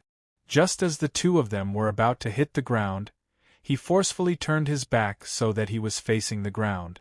Everything happened too quickly. Zhou Jie and Yuan Rong didn't have time to release enough energy to fly. Zhou Jie had just turned around when his entire body fell to the ground. However, he managed to support himself with his hands and didn't let his face hit the ground. Stay away. Zhou Jie got up as soon as he touched the ground. At the same time, he untied Yuan Rong's hands from his back. Oh! Yuan Rong was still a little dazed at the moment. When she heard Zhou Jie say that, she hurriedly took a few steps back and replied, "Okay." On the other side, Yan Tianyin was sent flying dozens of meters back by the shockwave. He looked at Zhou Jie in astonishment. He couldn't help but be shocked. What kind of monster is this? He's clearly a one-star lord, but he managed to block his attack. I'm a Samsung Star Lord. Then, Yan Tianyin couldn't help but look at his right hand that had just collided with Zhou Jie. It still hurt a little, as if he had almost twisted his bones. How can this kid's body be so tough? Yan Tianyin quickly focused on Zhou Jie's right fist that had just struck out. He found that although he was wearing gloves, it was a light protective cover made of soft material. Now, it had been torn apart due to the collision just now. Seeing Yan Tianyin looking at him as if he had seen a ghost, Zhou Jie didn't back down. However, at this moment, Fang Xiang's voice sounded in his headset. "Major General Zhou, this is one of the 3 vice leaders of the Dread Pirates, Yan Tianyin. He's a Samsung Star Lord. We just came to an agreement with him. He'll let us go as long as we give him 3 battleships. But just now, he asked Major General Yuan to stay. I didn't agree, so he's coming to capture us himself." Due to the tense situation of the battle, although Fang Xiang spoke very quickly, at the same time, Yan Tianyin had already slowly approached Zhou Jie and asked him, "Who are you? Are you also a genius from the elite training base?" When Zhou Jie heard Yan Tianyin's question, Fang Xiang also finished speaking. Zhou Jie understood the situation and couldn't help but frown. His gaze towards Yan Tianyin became even colder. Seeing that Zhou Jie didn't answer immediately, Yan Tianyin also frowned. His face darkened as he said, "Didn't you hear what I asked you?" Zhou Jie still ignored Yan Tianyin. Instead, he said to Fang Xiang, "Commander Fang, don't act first. Just wait and see what happens." After Zhou Jie finished speaking, he saw that the 40 soldiers led by him and Yuan Rong were aiming their guns at Yan Tianyin. Thus, he said to them, "Team 1 and Team 2, listen up. Quickly return to the warship." However, when they heard this order, the 40 soldiers were stunned. What kind of situation was this? They were told to run first while the captain stayed behind to hold the enemy back? This is an order. Hurry up and carry it out. Zhou Jie couldn't help but shout when he saw the group of people stunned. Only then did the group quickly begin to retreat. Yan Tianyin's eyes almost popped out of their sockets when he saw this scene. What the hell was this? A little one-star lord was completely ignoring him and telling his subordinates to retreat. Did he really think he didn't exist? You're courting death. Yan Tianyin couldn't help but shout angrily. However, with his status, he wouldn't go so far as to attack the 40 ordinary soldiers. Moreover, he was afraid that if he attacked the soldiers, Zhou Jie and Yuan Rong would run away. Thus, after he shouted angrily, he planned to kill Zhou Jie first and then kidnap Yuan Rong. When that time came, he reckoned that Fang Xiang wouldn't be able to refuse. He would have no choice but to leave the 3 warships behind to protect the others. Boom! Yan Tianyin launched a sudden attack and pounced on Zhou Jie like a meteor. His entire body erupted with a terrifying radiance that even stirred up wind and thunder. Lightning flashed around his body. Zhou Jie's eyes narrowed when he saw this. He knew that Yan Tianyin had naturally stirred up wind and thunder, which proved that his control over elemental power had already reached a higher level. Zhou Jie couldn't help but be on full alert. With the Kadi's blade in hand, his body also erupted with a radiance of energy. He took a step back and slashed at Yan Tianyin at the same time, colliding with one of the energy streams Yan Tianyin had unleashed. Boom! As the energy wave radiated, Zhou Jie felt as if his blade had slashed at a collapsing mountain. He couldn't withstand it at all. Fortunately, he was prepared and took a step back. He hurriedly moved sideways and retreated. He stepped on the ground with the feeling of wave-like subtle steps, and his whole person almost flew backward. Yan Tianyin had used almost all his strength in this attack, but when he saw that Zhou Jie was unscathed, he couldn't help but be shocked and angry. He took out his weapon from his space belt, a black curved machete, and once again charged at Zhou Jie. Not far away, Yuan Rong couldn't help but turn pale when she saw this scene. She was worried for Zhou Jie. Although she knew that Zhou Jie had a supreme-level move called Skyline Tide that could erupt with the attack power of a Samsung Star-Lord, that move was only comparable to Yan Tianyin's full-strength attack. In the end, Zhou Jie was only a Star-Lord, and the gap between him and a Samsung Star-Lord was too big. Yan Tianyin had just forced Zhou Jie to retreat without using a weapon. Now that he was using a weapon, he was obviously going to pursue and attack. How could Zhou Jie resist? In fact, it was just as Yuan Rong thought. When they first came out of the underground palace, Zhou Jie's cultivation realm was too far away from that of a Samsung Star-Lord, even though his physical body was terrifying. The limit he could usually erupt with was only at the threshold of a Samsung Star-Lord. It was obviously impossible for him to clash with Yan Tianyin with such strength. But now, although Zhou Jie hadn't completely grasped the supreme level, the Flying Sword Supreme Level was the embodiment of a move within a large category of Supreme Level, just like a move that embodied the essence of a boxing technique. He had spent several months studying the limitless Saint Hands and almost forgot himself, mastering the Heaven and Earth Great Shift. Whoosh whoosh! Yan Tianyin's attack was like thunder, accompanied by lightning and sparks. The momentum was terrifying. Zhou Jie's eyes suddenly lit up, and the look in his eyes deepened. As he straightened his body, he changed the angle of his attack to block. The second stage of the limitless Saint Hands, the Heaven and Earth Great Shift. Bang! When the two blades collided, the hard ground under Zhou Jie's feet exploded.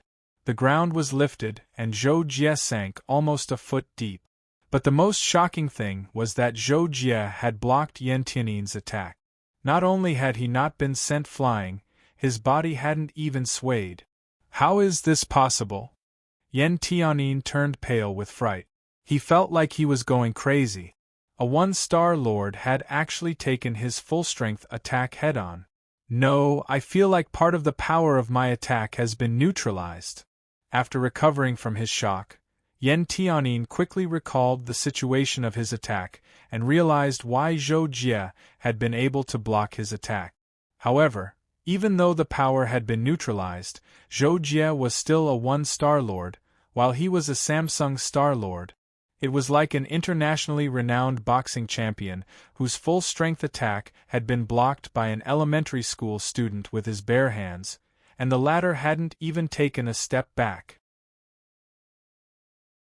How terrifying was this, and it had actually happened right in front of his eyes. The extreme shock made Yan Tianyin want to kill Zhou Jie even more. Impossible. Die. After Yan Tianyin was sent flying a few meters, he quickly attacked again. Zhou Jie, however, didn't move. Continuing the momentum of the first attack, the Kadi's blade drew an arc and collided with Yan Tianyin's attack once more. Boom! This collision was obviously more vicious than the previous one. Zhou Jie sank more than a foot. His body trembled slightly, but he still looked completely fine. Die, die, die, die! Yan Tianyin went crazy and swung his blade again and again. The terrifying blade aura caused the air to shriek and rumble. Chapter 119. Boom, boom, boom, boom, boom. Yan Tianyin changed to a fast slash. Although the power of each slash was slightly weaker, it could not withstand the continuous rapid slashes, causing the power accumulated in a short period of time to become extremely terrifying. In response, Zhou Jie's pressure increased greatly. He pushed the heaven and earth great shift to the limit. His entire body was smashed into the ground like a pile driver. Through the heaven and earth great shift, the impact of the heaven and earth great shift was distributed to the nearby surface, causing the ground around him to look like it had been blasted by a bomb, turning into ruins. After half a minute of continuous slashing, even Yan Tianyin felt that it was extremely strenuous. Finally, he let out an angry roar, and the last slash turned into a long streak of light. At the same time, he flew backwards, and at the same time, the terrifying 9-foot-long blade light slashed towards Zhou Jie. Zhou Jie didn't stay where he was after seeing that. He jumped back, but he couldn't completely avoid Yan Tianyin's saber aura. He could only block it with the universal shift. The saber aura was also a rainbow, but it was much smaller. Boom! There was another thunderous sound. Zhou Jie was sent flying over 100 meters. He flipped a few times on the ground before he managed to stop himself. He quickly stood up. The scene of the battle left everyone watching dumbfounded. I didn't expect Major General Zhou to be so strong. Fang Xiang was shocked as he watched the battle between Zhou Jie and Yan Tianyin on the screen. He finally understood why Zhou Jie had told him to act according to his performance. A one-star lord is already so strong? Is he a genius from the elite training base? Fang Xiang was shocked. He was a peak 2-star lord and had been trained in the army. He wasn't weak among his peers. However, he didn't think he could compete with Yan Tianyin from Samsung, because there was no way he could beat him. But now, Zhou Jie had proven with his performance that a 1-star lord could fight a Samsung star lord. How strong was he? At the same time, the 21 captains on the 21 warships of the Dread Pirates were also stunned. However, they didn't know that Zhou Jie was a 1-star lord. They thought that a hidden Samsung Star Lord had popped up in the Star Sword Alliance's army and blocked their vice-captain's attack. Fortunately, they could all see that Yan Tianyin had the upper hand, while Zhou Jie could only take a beating. If this continued, Yan Tianyin would definitely win. On the other side, Yan Tianyin was shocked to see that Zhou Jie had withstood his last attack. He had never seen or even heard that a 1-star lord could be so strong. It was creepy. What a terrifying genius. I must kill him. Yan Tianyin made up his mind again. At the same time, the power of thunder and lightning wrapped around his body. He was finally going to use the power of the elemental laws. There were two main reasons why Yan Tianyin hadn't used the power of the elemental laws before. First, it would consume too much energy. Second, although he had comprehended how to control the power of thunder and lightning, he could be injured by the power of thunder and lightning if he didn't control it properly. Under such circumstances, he naturally wouldn't use it if he could. However, at this moment, he couldn't care less. Killing Zhou Jie was more important.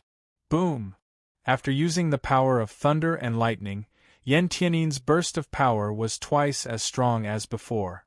Wind and thunder moved at the same time, causing the world to tremble. Zhou Jie was ready for battle. He waved the Kadi's blade, and the wind also surged around him. He was using the universal shift to increase the power of his move. Swish! 100 meters was a very short distance for a Star Lord. In the blink of an eye, Yan Tianyin had reached Zhou Jie. He was still flying in the air, looking down at Zhou Jie and launching a round of terrifying attacks. Zhou Jie couldn't dodge. He could only stand there and resist. The ground under his feet exploded again, and he kept sinking. Boom, boom, boom. The wind was howling, lightning was flashing, and thunder was rumbling. The energy waves spread out in circles, causing the world to distort. This time, Yan Tianyin used the power of lightning. Each of his attacks had lightning snakes attacking Zhou Jie's body. Even though the Netherworld battlesuit was protecting him and reducing the damage, the lightning was still under Yan Tianyin's control. Even the surface of Zhou Jie's skin would be strengthened to a certain extent. An ordinary one-star lord would have been injured in a single exchange. However, such a lightning attack was nothing more than a tickle to Zhou Jie. What a joke! How could Zhou Jie's physical body be so terrifying? Wasn't it the Thunder Soul Pearl that was refined with the power of thunder and lightning? The amount of lightning that Yan Tianyin could control was not even a third of the lightning that Zhou Jie had used to temper his body. Zhou Jie simply ignored it. Therefore, Yan Tianyin slashed down again and again, but Zhou Jie was still as steady as Mount Tai, completely resisting the pressure. Ah! Impossible! Yan Tianyin felt like he was going crazy. He was a Samsung Star Lord, yet he couldn't do anything to a one-star lord. How could he accept that? Moreover, he really couldn't understand how Zhou Jie was able to fight him head-on, even though there was such a huge gap between their cultivation levels. Moreover, the power of thunder and lightning was ineffective against Zhou Jie.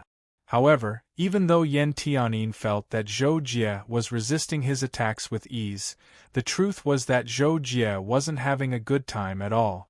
After all, the gap between their cultivation levels was just too great. He was completely relying on the heaven-defying power of the universal shift and his sturdy body to hold on. At that moment, he felt so uncomfortable that he wanted to vomit blood. The burden on his body was too great. However, at that moment, Zhou Jie was pleasantly surprised to find that Yan Tianyin's attacks were starting to become a little messy and disorderly. Zhou Jie knew that Yan Tianyin's mind was in a mess. If he was facing an expert of the same level, Yan Tianyin would definitely be caught off guard and defeated. However, while Zhou Jie's universal shift was powerful for defense, it could only strengthen Zhou Jie a little bit when used for offense. Under such circumstances, he couldn't unleash the power to counterattack and kill Yan Tianyin in one fell swoop. However, Zhou Jie still had one more move that could do it. Boom, boom, boom, boom. The frenzied attacks were still going on. Zhou Jie used all his strength to resist, but his psychic power took out the golden lotus swords from his spatial ring again. Whoosh! The moment the golden lotus swords appeared, they turned into a golden stream and disappeared into the sky like lightning. Diverting his attention to control the golden lotus swords caused the pressure on Zhou Jie's defense to increase, but he knew that this was his only chance to turn the tables. He had to grit his teeth and persevere, giving it his all. Yan Tianyin completely ignored Zhou Jie's small movements and continued his frenzied attack. At this moment, he also sensed that Zhou Jie's defense was starting to weaken, and Zhou Jie had also started to move backwards. In this situation, firstly, it was because Zhou Jie was resisting too much pressure and was trying his best to move his feet to reduce the pressure. Secondly, it was because Zhou Jie's knees had sunk into the ground of the ruins, and he was afraid that continuing to sink would affect the movements of his upper body, so he needed to move. Zhou Jie clenched his teeth, and all the muscles in his body bulged to an exaggerated extent. Blue veins popped out on his forehead, and a stream of blood finally flowed out from the corner of his mouth, indicating that he was also seriously injured. Yan Tianyin quickly noticed Zhou Jie's situation, and could not help but be overjoyed. He continued his frenzied attacks and laughed sinisterly. Go to hell! In the distance, Yuan Rong also saw that Zhou Jie's situation was not good, and was about to fly over to support him, but at this moment, there was a rumbling sound in the sky, as if a storm was surging in the clouds. Yuan Rong was shocked and turned her head to look, only to see a terrifying storm piercing down from the sky, slanting towards Yan Tianyin's position. It was getting faster and faster, and the momentum on the way was also getting greater and greater. It was the invincible sky tide of the flying sword. It was a move that Zhou Jie performed after he mastered the universal shift and further improved the flying sword's conception. It required a period of accumulation, and its power could only be maximized in an open space. It was equivalent to the upgraded version of Sky Tide when he first perceived it, and its power was close to the peak of the Samsung Star Lord level. What? Yan Tianyin naturally noticed the horrifying attack behind him too. He immediately flew away with a powerful slash, trying to escape the attack of the flying sword first. However, Zhou Jie's Sky Tide was too fast. Yan Tianyin hadn't ascended for long before the flying sword array, which had slightly changed its angle, arrived. In a hurry, Yan Tianyin turned around and blocked it with his saber, but he was caught off guard and was knocked back. The flying sword array was right in front of his chest, and his face was extremely twisted. At the same time, Zhou Jie had already flashed behind Yan Tianyin and slashed at his back mercilessly. Pooh! Attacked from the front and back, Yan Tianyin was immediately heavily wounded, and blood spurted out of his mouth. At the same time, he could no longer resist the flying sword array and was directly blasted to the ground. Dong! Yan Tianyin hit the ground like a cannonball, and Zhou Jie followed closely. He grabbed Yan Tianyin, who was like a dead dog, dislocated his limbs, and picked him up with one hand.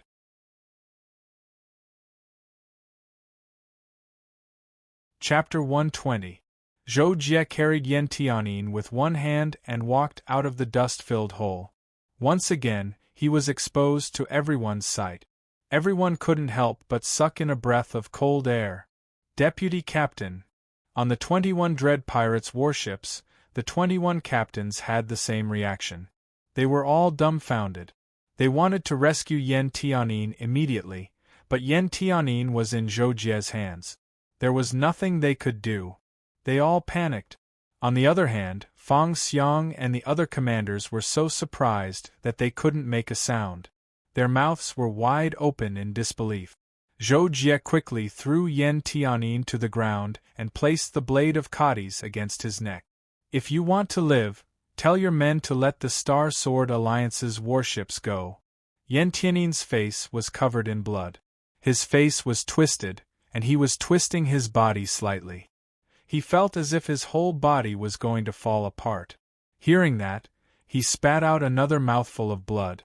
Panting, he said, "That's impossible. Where did you come from? How can a Star Lord be so strong? You were the one who used that last move?" Zhou Jie frowned. He pressed the blade of Cadiz against Yan Tianyin's neck and said coldly, "It doesn't matter who I am. What matters is that if you want to live, tell your men to make way.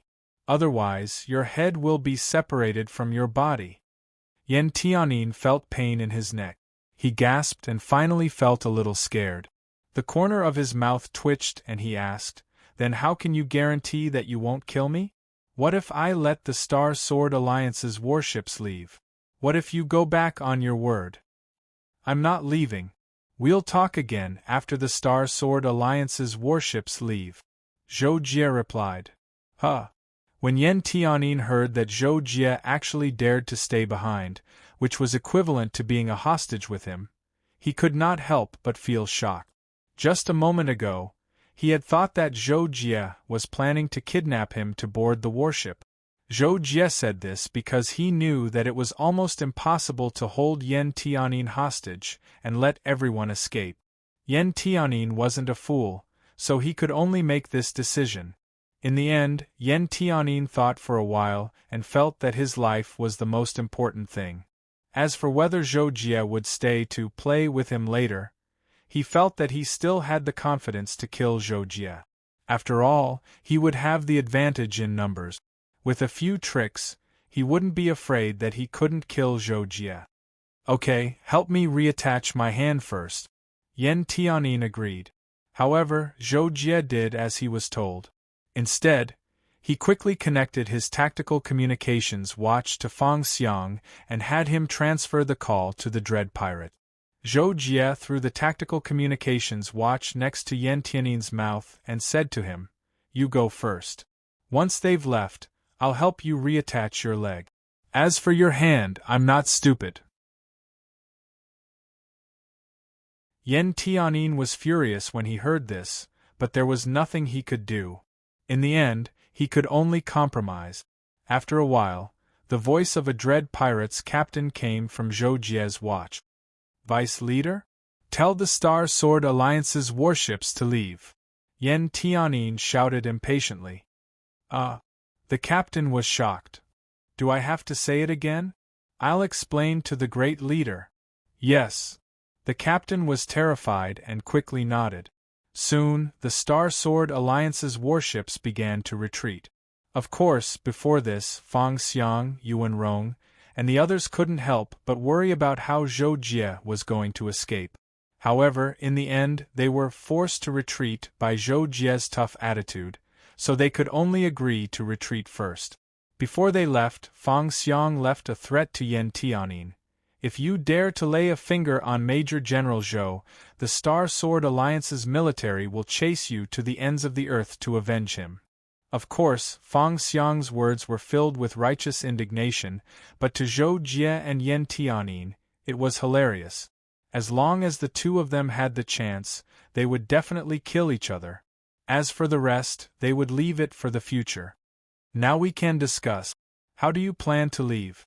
Why don't I ask someone to arrange a spaceship for you? If you let me go, our warships will retreat far away.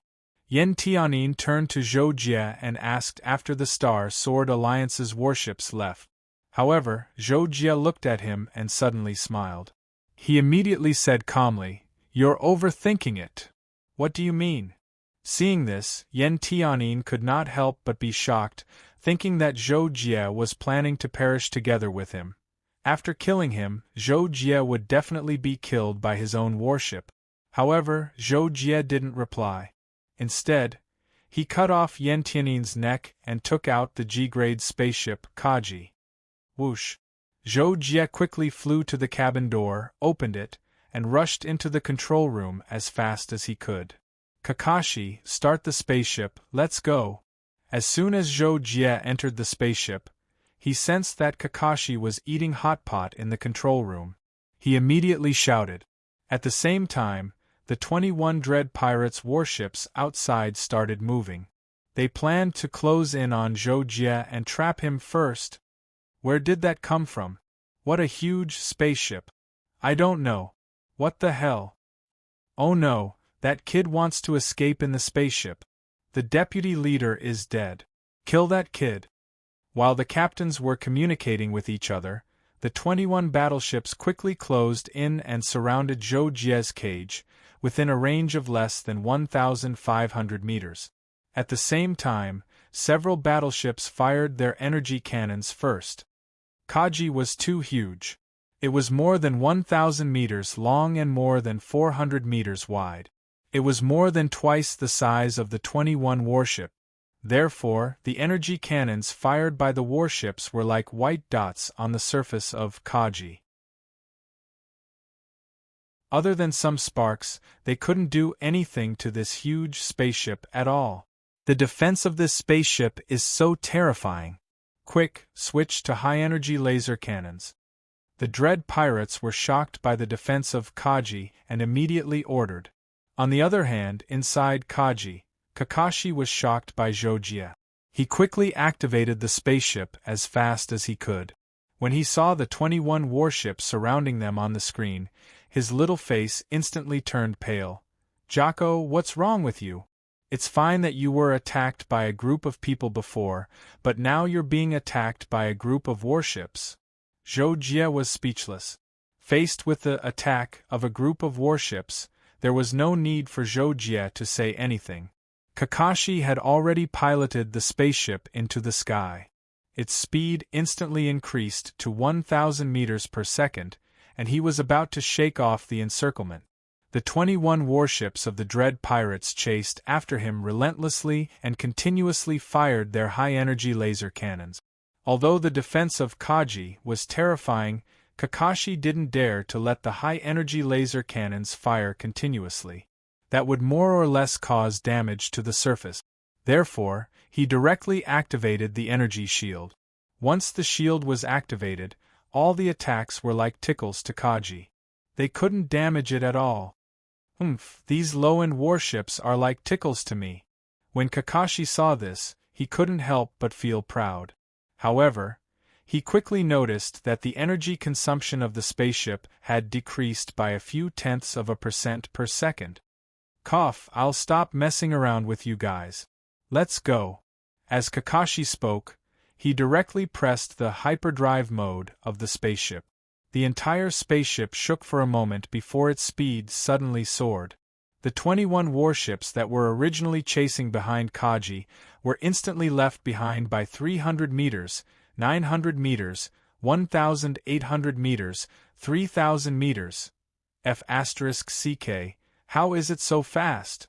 What grade of spaceship is this? A captain in the warship's control room was dumbfounded as he watched Kaji get further and further away. After opening up a distance of several hundred kilometers, the warships behind them had already stopped their ineffective attack. Kaji immediately performed a space jump and completely shook off the pursuit. After that, Zhou asked Kakashi to check the galactic map before flying to a barren planet near Moon Creek. After arriving there, Zhou used his tactical communications watch to contact Fang Xiang. Military communication devices are connected to the star field network and can conduct good communication across several star systems. However, normal communication devices can't. They need to enter the virtual network first and use specialized communication software to communicate. The distance is even more affected. When Fang Xiang learned that Zhou was safe and sound, he was overjoyed. He quickly sent people to pick up Zhou and bring him back to the military base. During this time, the other troops already knew that the enemy was prepared. Their plan wouldn't work, so they returned in advance.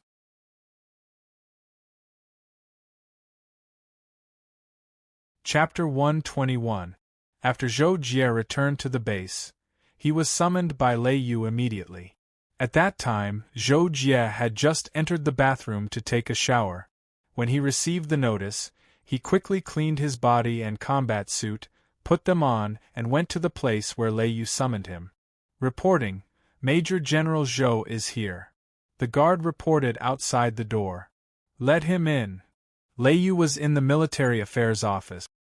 Hearing this, he put down the documents in his hands and hurriedly said, "Click." The door opened and Zhou walked in with steady steps, his back straight. "Commander!" Zhou was summoned and naturally knew the identity of the person who summoned him. He immediately greeted him. Zhou, sit." When Lei Yu saw Zhou for the first time, he felt very satisfied. With a smile on his face, he greeted Zhou without a trace of dignity. Zhou obeyed and sat opposite Lei Yu. Although his expression was solemn, he did not appear to be overcautious. Seeing this, Lei Yu could not help but nod slightly. He then said, "Zhou, I've heard about you from Fang Xiang. It's really amazing. I was also a member of the elite training base, so I know the situation inside. A genius like you is hard to come by even in hundreds of years." Zhou heard Lei Yu's words, but he did not feel proud at all. Instead, he frowned slightly. "Commander, about my strength, please keep it a secret as much as possible. I don't want to cause too much unnecessary trouble." Lei Yu could not help but feel a little embarrassed when he heard this, but he quickly reacted and nodded. "Well, since you requested so, then we'll do as you say. About your strength, other than those who already know, no one else will know." "Thank you, Commander." Zhou could not help but express his gratitude. Then Lei Yu thought for a while and said, "But according to the requirements of your mission, I need to record your battle achievements. This battle achievement needs to be calculated according to the actual situation. What you did this time saved a total of 500 people and 4 warships, not to mention. Lei Yu suddenly thought of something and quickly changed the topic. Right, how did you escape in the end? What happened to Yan Tianyin? Zhou Jie heard this and could not help but frown. Although he had thought about how to answer this question many times before, when he answered in front of Lei Yu, he considered some other situations, which made him momentarily not know how to answer. Lei Yu stared at Zhou Jie, smiled slightly and said, "Try to tell me the truth. For example, whether that deputy chief Yan Tianyin is dead or alive, you can't lie to me. As for other secrets, if you have any, I won't force you to tell me. You can ignore them and not tell me." Zhou Jie saw that Lei Yu had already said this, and could not help but nod slightly.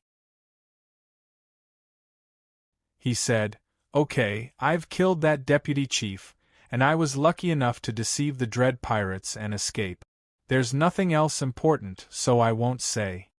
When Lei Yu heard Zhou Jie say that Yan Tianyin was dead, his eyes suddenly lit up.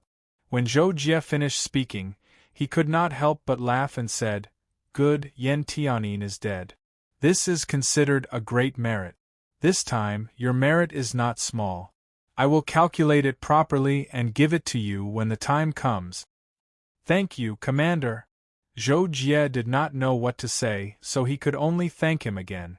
Seeing this, Lei Yu could not help but ask Zhou Jie, "Right, are you interested in joining the military after graduation? When the time comes, I will recommend you. I think with your ability, you will be able to become the commander of a basic regiment, which is my current position, within 20 years. In the future, you will have no problem becoming the commander of a basic regiment." When Zhou Jie heard this, he was a little speechless. The position that the other party mentioned sounded very impressive, but he did not know what it was. It was not particularly attractive to him. As if he knew what Zhou Jie was thinking, Lei Yu added, "The commander of a Star Sword Alliance is one of the top positions in the Star Sword Alliance. There are only a few positions higher than him. Only the leader, deputy leader, and patrol of the Star Sword Alliance have more authority than him." Patrol of the Star Sword Alliance? When Zhou Jie heard this term, his heart trembled. He immediately thought of the person who was first on the gold ranking. It was said that he had become a patrol of the Star Sword Alliance, and the commander of a Star Sword Alliance was only one level lower than him. If that was the case, Lei Yu thought that Zhou Jie could become the commander of a Star Sword Alliance in the future. He was indeed thinking highly of him. "Don't I still have 20 years? It's not easy for me to make a decision so early, but I will consider it." Zhou Jie thought for a moment and finally answered. He had discussed this with Kakashi long ago. Before he became a lord, he would stay in the Unfettered Seas Star Zone to develop. After he became a lord, he would leave the Unfettered Seas Star Zone and explore the wider universe. During this period of time, he did need a stable job, so that he would not be too idle. "Okay, then I'll wait for you. I'll contact you again in 20 years. No matter when you have the intention to join the military, I can recommend or make arrangements for you." Lei Yu was relieved when he heard that Zhou Jie didn't directly refuse. This was because Lei Yu knew that this meant that Zhou Jie was very likely to be roped in by him in the future. By then, whether Zhou Jie's position was below or above his, it would bring him great benefits. Similarly, it would also bring benefits to the military. "Yes, thank you, Commander." Zhou Jie could not help but express his gratitude. He could see that Lei Yu really valued him. "Okay, you can go now. However, the dread pirates have not been completely eliminated. After the new plan is formulated, you will all have missions," Lei Yu said to Zhou Jie, looking very happy. "Understood." Zhou Jie nodded and then left. Zhou Jie returned to his room. On the way back, he bumped into Yuan Rong. She was standing there, looking very obedient and cute. Occasionally, she would raise her head and look around, as if she was waiting for someone. Zhou Jie happened to come out from the passageway behind her. If Yuan Rong did not pay attention, she would not have noticed Zhou Jie's appearance at the first moment. Are you waiting for someone? Zhou Jie slowed down his steps, then quickly regained his speed and went forward to ask.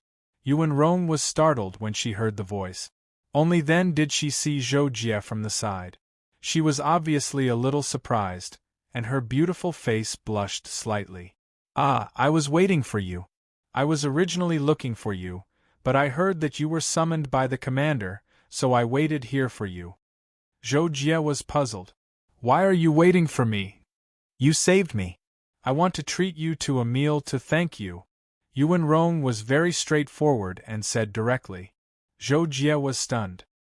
He hesitated for a moment, then said, There's no need. Although I don't know why that guy suddenly attacked you, since we are friends, I can't just stand by and do nothing. Yuan Rong pursed her lips when she heard this. She looked like a little girl who had done something wrong. She said, Commander Fong told me later that they had already discussed it. In the end, that Yen Tianyin wanted to capture me again. He did not agree, and then things happened. When Zhou Jie heard the truth, he could not help but be speechless. So that Yen Tianyin attacked because he coveted Yuan Rong's beauty, but in the end, he got himself killed. Okay, then it's all thanks to you. If you didn't lure Yen Tianyin out, I wouldn't have been able to capture him, and I wouldn't have been able to save everyone. Zhou Jie was speechless for a while, then he seriously praised her. Yuan Rong was speechless when she heard this. Her beautiful face was flushed red, and she was speechless for a moment. Are you okay? Why is your face so red? Zhou Jie quickly noticed Yuan Rong's strange behavior and could not help but ask in confusion. Yuan Rong. Yuan Rong was very angry, but she could not show it. She could only bite the bullet and return to the topic. I'm fine. I'll treat you to a meal. Are you coming or not? After hearing this again, Zhou Jie hesitated for a while, then he agreed. Okay, let's call Qin Feng and the others. We haven't had a meal together in a long time. Boom! As soon as Zhou Jie said this, Yuan Rong felt as if thunder had struck her head. She was almost struck by lightning. In the end, Yuan Rong held it in for a long time. She could only angrily say, Damn straight man, and leave angrily. Zhou Jie was baffled by this. A straight man? Of course men were straight. How could they be gay? Wouldn't that make them that? That night, Zhou Jie sat cross-legged in his room to meditate. Suddenly, he received a message. He hurriedly opened it to take a look. Honorary Major General Zhou Jie participated in the mission to encircle and annihilate the Dread Pirates' stronghold. He has made a great contribution and is awarded 20,000 battle points. This is hereby announced.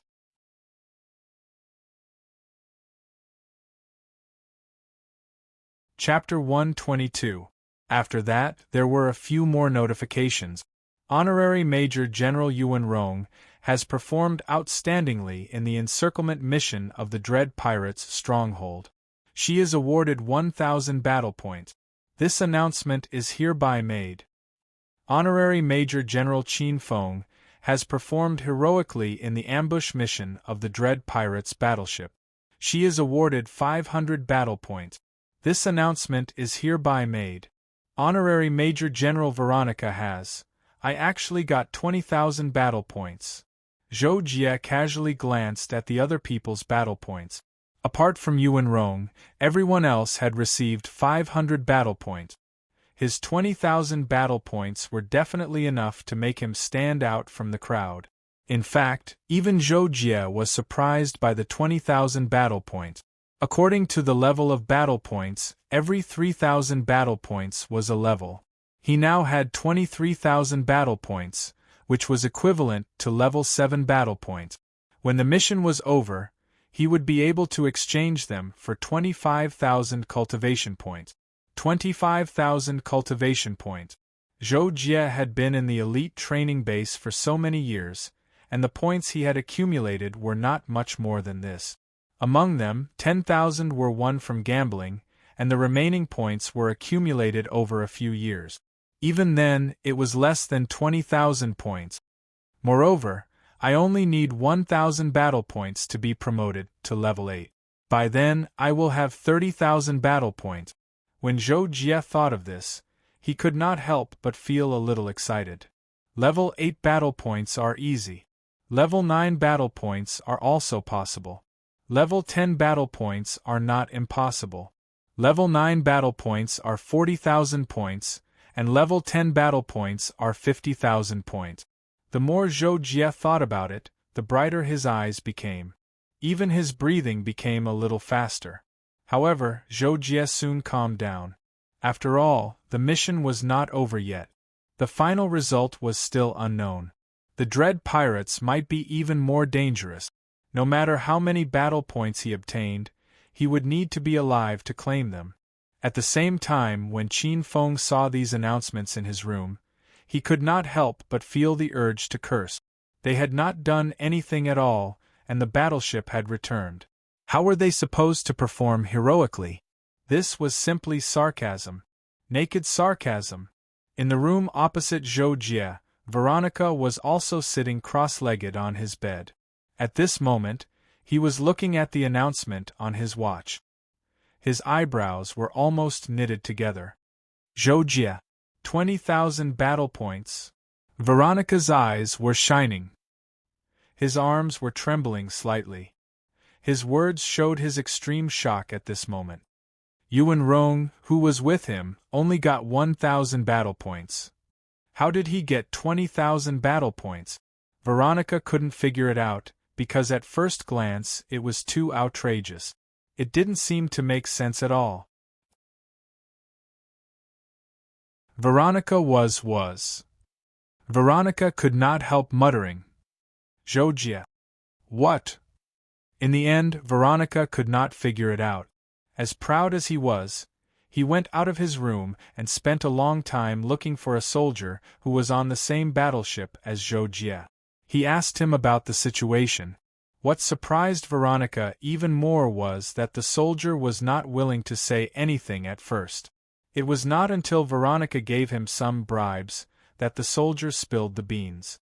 The commander has ordered that this matter is not to be mentioned to anyone. Once they find out, we will all be punished. Major General, please don't ask any more. You can take the things back too. In the end, Veronica still did not know what Zhou Jie had done in that battle to earn him 20,000 battle points. He could only return to his room helplessly. However, after being stimulated by Zhou Jie, Veronica made up his mind. In the following operation against the dread pirates, he must do his best and strive to obtain more battle points than Zhou Jie. The next day, Yuan Rong treated Zhou Jie to a meal at the base's best restaurant. Zhou Jie really did bring Qin Feng and the other two along. When everyone saw Yuan Rong's dark face, they all asked her if she was feeling unwell. Yuan Rong did not say anything. She only looked at Zhou Jie with a resentful gaze. Jocko, tell us the truth. What did you do? Qin Feng was the first to react. He put his arm around Zhou Jie's shoulder and asked. Lu Haoren and Miyazaki Naganabu were shocked. They also looked at Zhou Jie. Jie, did you already? When Zhou Jie saw this, he could not help but facepalm. What are you guys doing? Xiao Rong is treating us to a meal, not me. Xiao Rong. Xiao Rong. Xiao Rong? Miyazaki Naganabu, Lu Haoren, and Qin Feng were all shocked. That's not right. Jocko, why did you change the way you address her? Are you enlightened? Qin Feng was pleasantly surprised. He grabbed Zhou Jie and asked. Zhou Jie was speechless for a moment. Lu Haoren and Miyazaki Naganabu immediately followed suit. When Yuan Rong saw this, she couldn't help but laugh out loud. Soon, everyone sat down to eat. However, when Qin Feng and the other two found out that Yuan Rong was treating Zhou Jie to a meal, hey, I suddenly remembered that the tap in the bathroom was not turned off. I have to go back and turn it off. I'll be leaving first. Qin Feng was still the first to leave. He immediately left after saying that.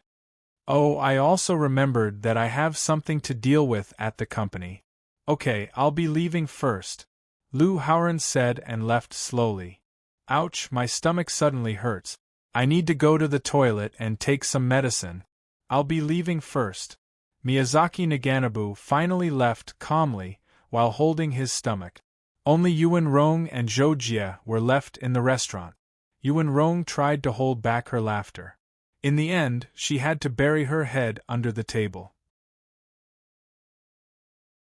Zhou Jie. After that, 9 days of peace passed by Zhou Jie and the others. During this period, Zhou Jie even guessed that Veronica would challenge him to a private duel. However, to his surprise, Veronica did not. On the 10th day, Zhou Jie and the others were summoned again. A total of 21 battleships flew to the Nahe Galaxy, equivalent to the solar system. This time, the Star Sword Alliance finally confirmed that the main forces of the Dread Pirates were temporarily residing in the Nahe Galaxy. Before the Dread Pirates could react, they had to strike with lightning speed and completely destroy the Dread Pirate. Therefore, they sent out a few more battleships this time. One of the battleships was full of elites. Hundreds of them were at least grade 10. This battle to eliminate the Dread Pirates lasted for more than 3 months. Finally, it came to a successful end. Most of the Dread Pirates' forces were eliminated. The remaining 2 vice leaders were dead. Only the great leader, Anos, escaped in the end and was still being hunted down. During the 3 months there were more than 10 days when they really needed to fight. Zhou Jie and the others experienced several battles. Lu Howren's team even encountered a suicidal attack from a 2-star lord. Fortunately, Lu Howren was not weak. Coupled with the life-saving item given to him by his family, he managed to stall the 2-star lord. In the end, he cooperated with Miyazaki Naganobu to kill the 2-star lord. As a result, the two of them obtained a lot of military merit. However, this was not the most praiseworthy achievement. In the following battle, Zhou Jie killed a 2-star lord. The most praiseworthy achievement was Veronica's achievement. It could be said that she was second only to Zhou Jie's achievement in killing Yen Tianin. Veronica fought alone. She left the team and wiped out the enemy's battleships all by herself. She even destroyed 2 battleships at once. She did this by relying on a strange stone that could interfere with a battleship's internal operations at close range and directly paralyze the battleship. In the end, Zhou Jie obtained the most military merit. He was also the only one to obtain a perfect rank 10 military merit. After him was Veronica with a rank 9 military merit. She was only 500 military merits away from rank 10. It was a pity. However, Veronica felt that Lei Yu had done this on purpose. Otherwise, he would have been given an extra 500 military merits. As for the others, apart from Tu Xiao who just happened to reach rank 8, Quan Tianlin was only at rank 6. Next was Lu Howren, who was only at rank 5. After that, the others were basically all at rank 4. The points they obtained were about the same as the 10,000 points they obtained from the mission. When everyone found out about the final military merits, some were happy, while others were sad. Qin Feng and the others didn't take it too seriously. They felt that it was alright to obtain more than 10,000 military merit. Zhou Jie was naturally happy, but those who were supposed to be happy were very unhappy. For example, Veronica, Tu Xiao, and Quan Tianlin. Veronica found it hard to accept that he hadn't surpassed Zhou Jie even though he had tried so hard. In his heart, he viewed Zhou Jie as a rival. As for Tu Xiao and Quan Tianlin, they felt that they were far stronger than Zhou Jie. Forget about Veronica. Quan Tianlin didn't even dare to underestimate him. Tu Xiao also knew that if they were at the same rank, he would be far from a match. They felt that it was unfair that Zhou Jie had obtained so many military merit. They felt that Zhou Jie was just too lucky, while they didn't have a chance to show off. But no matter what, this didn't affect Zhou Jie. The next day they set off on their return journey.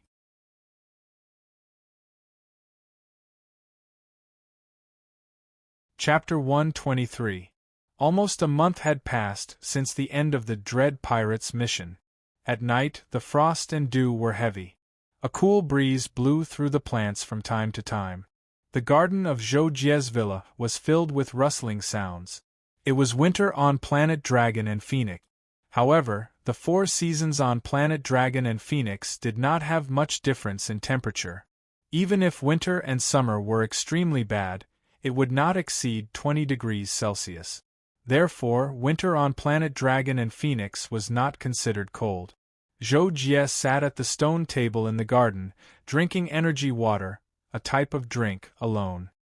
His eyes flickered occasionally. No one knew what he was thinking. Zhou Jie had been sitting here for almost half an hour. He would look at the time from time to time. At this moment, Zhou Jie took out his identity card and looked at it. 2 more minutes. Zhou Jie could not help but shake his head and laugh at himself.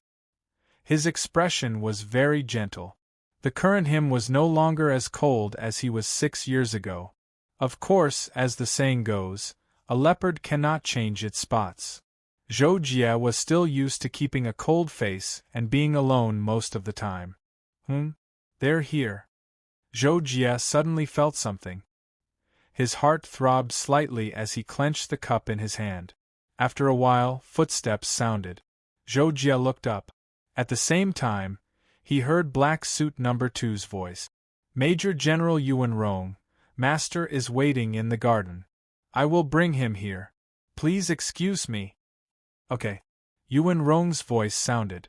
Zhou Jie felt that her voice was very light and pleasant to the ear. It was the same as always. A few seconds later, Yuan Rong walked out from behind a big tree. Seeing Zhou Jie sitting there, she immediately smiled and walked over. You're here. Zhou Jie also smiled and looked at Yuan Rong. Yuan Rong was wearing a tight white leather suit. Her beautiful figure was exposed. It was even more seductive than the white soft armor she usually wore. Okay. Yuan Rong nodded and moved her long legs to sit opposite Zhou Jie. The moment she sat down, her face suddenly turned slightly red. Zhou Jie looked at her face.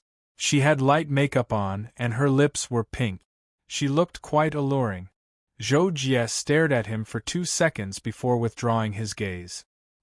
He felt an inexplicable sense of uneasiness in his heart as he asked, "Is there something you need from me?" When Yuan Rong heard this, she suddenly stopped smiling and her expression darkened. Zhou Jie couldn't help but feel a chill in his heart. "I'm leaving," Yuan Rong suddenly said. Her voice was very gentle and her tone was very calm. However, there was a hint of sadness between her brows that made one's heart tremble. "What?" Zhou Jie couldn't help but be shocked. "Why? Where are you going?" Zhou Jie asked 3 times in a row. He seemed very anxious and nervous. "I'm going home." Yuan Rong didn't look at Zhou Jie. She lowered her head and said. Zhou Jie was speechless. "Going home? This doesn't seem to be a big deal. Why did she have to make a special trip to tell me? Why are you going home?" Zhou Jie thought that things wouldn't be so simple, so he asked. Yuan Rong explained, "After you defeated Yuqi Qingfeng, you went into seclusion. Qingfeng and I went to challenge the 100 Stars Pass. You know about this, right?" "Yes, I know about this." Zhou Jie nodded. He still remembered that Qingfeng sent him a message. However, he was in seclusion in the 6 Paths Pagoda at that time, so he didn't reply. "When we were cultivating outside the 100 Stars Pass, my granduncle came," Yuan Rong continued. She raised her hand and twirled the hair beside her ear. "He asked me to go back with him at the end of the year." Zhou Jie was surprised. "Why did he suddenly ask you to go back? Did something happen in your family?" Yuan Rong shook her head. "It's not a big deal. This year is the year of the family's annual sacrifice. However, it's mainly a matter for the older generation. It's fine if I don't go back. However, this time, the family invited the Yuqi family. They want to settle my marriage." "Marriage?" Zhou Jie's body shook when he heard this. His pupils constricted and he felt his heart skip a beat. With who? The Yuchi family? Is it Yuchi Qingfeng? Zhou Jie came back to his senses and asked. His brows were furrowed. No, Yuan Rong smiled bitterly and shook her head. It's Yuchi Hongze, the #1 genius of the Yuchi family in the past 1,000 years. Yuchi Qingfeng knew that Yuchi Hongze and I were engaged when we were young. That's why he didn't continue to pursue me shamelessly. He knows that the gap between him and Yuchi Hongze is too big. Even though Yuchi Hongze is a few years younger than him, he should be much stronger than him now. Yuchi Hongze's talent is even greater than Veronica's, Yuan Rong quickly added. Zhou Jie fell silent. He looked at Yuan Rong. Yuan Rong looked at him and immediately looked away. Zhou Jie suddenly felt his heart tremble. Zhou Jie closed his eyes and opened them again. He looked at Yuan Rong's side profile again and sighed. He tried to keep his voice as calm as possible as he asked, "Why are you telling me this?" Yuan Rong suddenly appeared very calm. She looked at the ground and said seriously, "Because I don't want to marry Yuchi Hongze. I don't know him well. I can't recognize him even if he's standing in front of me right now. I can't marry someone like him, no matter how talented he is. I really want to be in charge of my own happiness." Zhou Jie stared at Yuan Rong.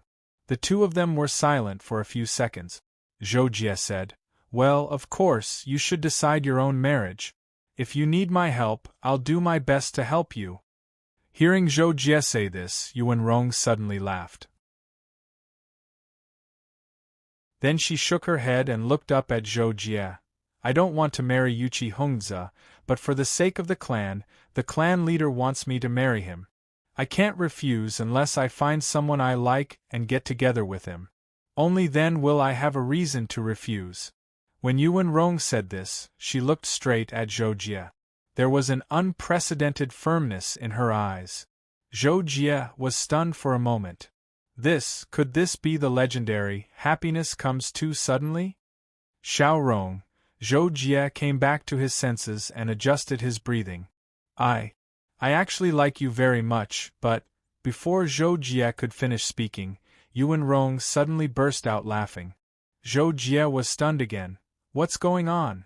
"Zhou Jie, you big blockhead, I finally heard you say that." Yuan Rong was in a good mood all of a sudden. She smiled proudly and said this. Zhou Jie saw this and immediately understood. He breathed a sigh of relief and said, I'm actually afraid that I'm not good enough for you, so I can only see you as a younger sister." Yuan Rong, "That's enough, Zhou Jie. You're treating me like a younger sister." Yuan Rong said angrily.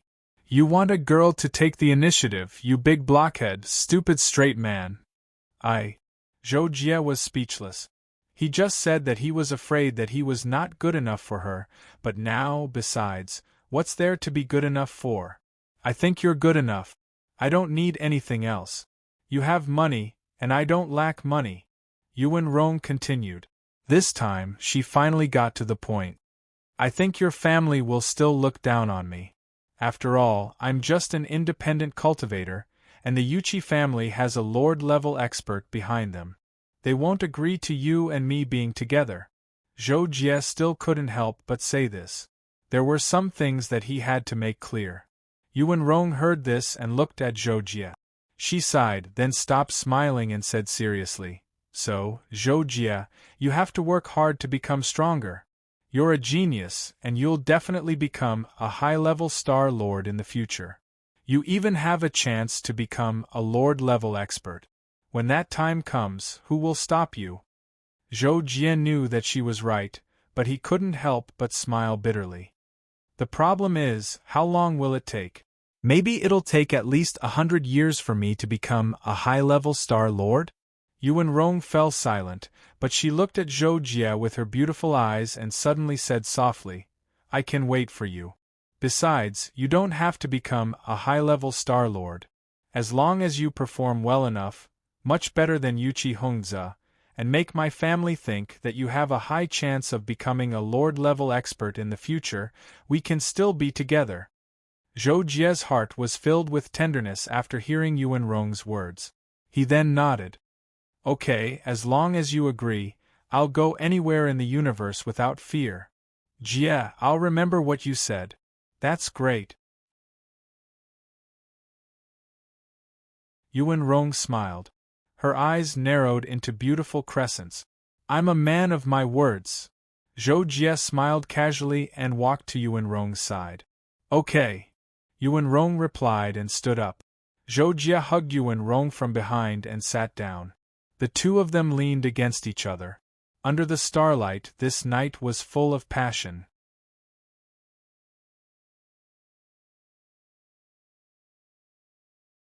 Chapter 124. Veronica's villa, on the training ground on the second floor. Veronica put away his spear and opened his eyes in the darkness. There seemed to be lightning flashing in his eyes. It was quite frightening. I finally did it. Yuan Qingkong shouldn't be a match for me now. Zhou Jie, on the other hand, has risen at an astonishing speed. He must have some secrets on him. Veronica suddenly muttered to himself. A black stone the size of a pigeon's egg appeared in his hand. Its surface was as smooth as a pebble. Veronica knew very well that his talent was only at the level of an ordinary genius. He was considered outstanding in his family, but in the Star Sword Alliance, he was nothing compared to those of the same level. The reason he could achieve what he had today was all because of this stone he obtained when he was 19 years old. There seemed to be a ghost living inside. At first, it often appeared in his dreams, allowing him to comprehend many things overnight. As he gradually rose, this stone would even allow him to comprehend many things during the day. It was all because of this stone that he was able to reach the pinnacle state in his early years. In comparison, Veronica felt that Yuan Qingkong was the real genius. She was now the #1 genius of the Secret Realm Academy in hundreds of years and was heavily nurtured. However, Veronica believed that since he had the Black Stone, Yuan Qingkong was not a match for him. I'm about to break through to 2 stars. Before that, I'll fight with Zhou Jie and see how strong he is. Veronica finally decided. Then, he hesitated for a moment and suddenly walked toward the stairs. Zhou Jie sat on a stone bench with Yuan Rong in his arms. The two looked up at the starry sky and talked about their past. After I woke up, I lost my memory because of the damage to my brain. Fortunately, the person who saved me took me in. Zhou Jie talked about how he was chased after leaving the Imperial Killer Organization and how his spaceship crashed into the sun. At this time, Yuan Rong suddenly interrupted and asked, "The person who saved you, was it a man or a woman?" Zhou Jie paused. "A man and a woman, but the one who took me in was a woman." After hesitating for a moment, Zhou Jie said frankly, feeling that there was nothing to hide. Yuan Rong suddenly raised the pitch of the word by 3 pitches. "Her name is Ding Xiaoyu. Her father owns a very big company. I was just her bodyguard for a while." Zhou Jie hurriedly explained. Of course, he didn't say that he was going to be Ding Xiaoyu's personal bodyguard. Otherwise, he would be tired of living. Oh. Yuan Rong's single word was full of meaning. She seemed to want to continue, but at that moment, Black Man 2 approached the garden. "Master, someone wants to see you. His name is Veronica." The voice of black-clothed man number 2 sounded outside the garden. Because he was afraid to disturb Zhou Jie and Lin Yiqian, he didn't show himself more than 10 meters away. Zhou Jie and Lin Yiqian were shocked when they heard this. They almost said in unison, "Veronica? Why is he here?" After saying that, Zhou Jie and Yuan Rong looked at each other and couldn't help but laugh. This feeling was really the legendary, even without the wings of a colorful phoenix, their hearts are as one. "Let's go and see him," Zhou Jie said. He was also afraid that Yuan Rong would continue to ask. If she asked him to tell her about Ding Xiaoyu, it would be a little awkward. Okay. Yuan Rong didn't know what to say about this. She could only nod and walk out of the garden with Zhou Jie side by side. "Veronica, why are you looking for me?" Zhou Jie asked when he saw Veronica waiting at the door. When Veronica saw Zhou Jie and Yuan Rong appear together and found that the two of them were very close to each other, he was slightly stunned. Then he said, "I seem to have come at a bad time. Why don't I come back tomorrow?" After saying that, Veronica turned around and was about to leave. Zhou Jie was surprised and hurriedly stopped him.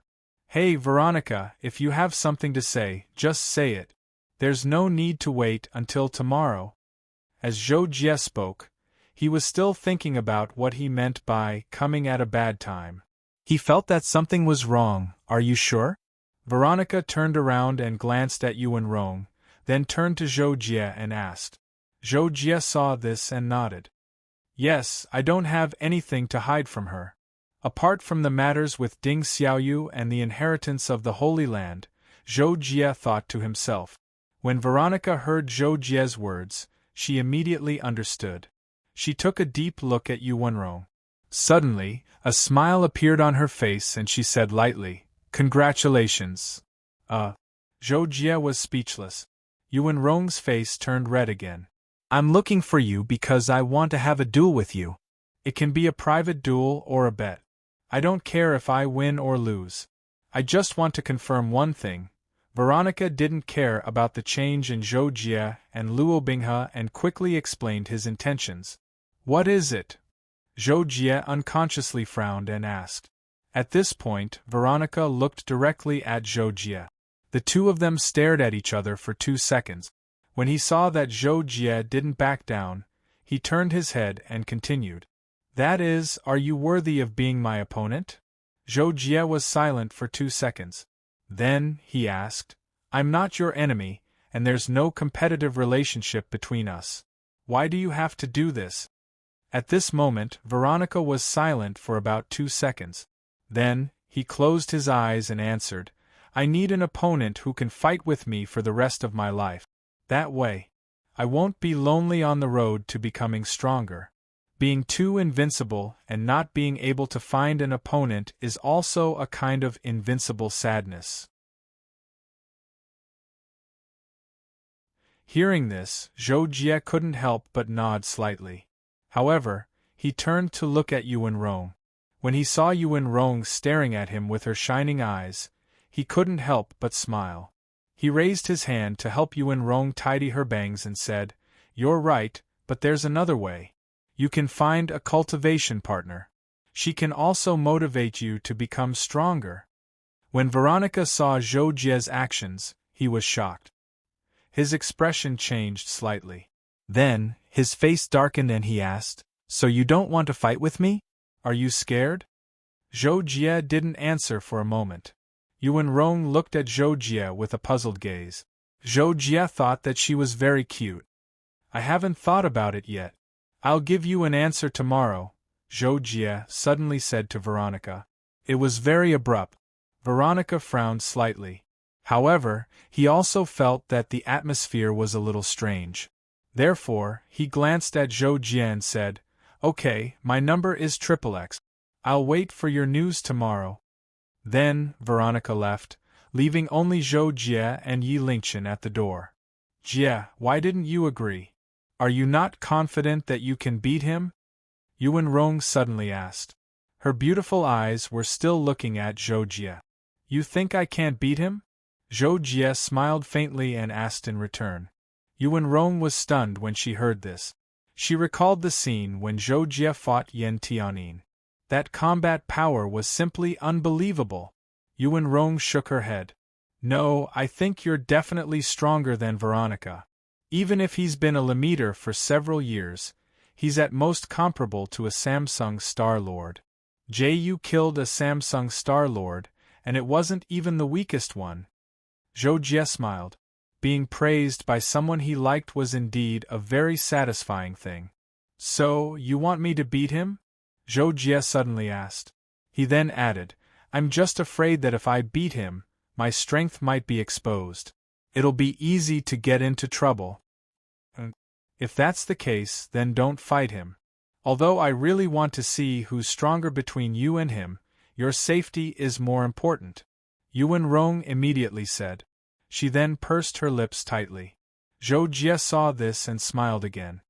If you say so, then it looks like I'll still have to fight him. Why? Yuan Rong suddenly asked in surprise, her eyes wide open. Didn't you say you wanted to watch? Then let's fight. At most, we'll stop here and there won't be a winner, Zhou Jie said. His face was full of smiles, and there was a hint of affection in his tone. Oh, that's fine too. Yuan Rong suddenly understood. After thinking about it, she agreed with Zhou Jie's idea. Then it's settled. I'll arrange a fight with him tomorrow morning.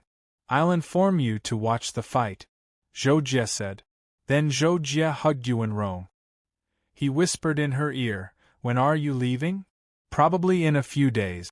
I'll be back after the yearly sacrifice. Don't worry, Yuan Rong replied. She didn't mention the engagement with Yuqi Hongzhe again. Zhou Jie didn't ask again. The two hugged tightly for a long time the next morning. Veronica closed his eyes and meditated in the villa. Suddenly, his identity card rang. He quickly took it and looked at it. Then, he operated the screen. The information authentication was successful. Zhou Jie's message appeared on the screen. 3:00 in the afternoon, in front of the 100 Stars Pass.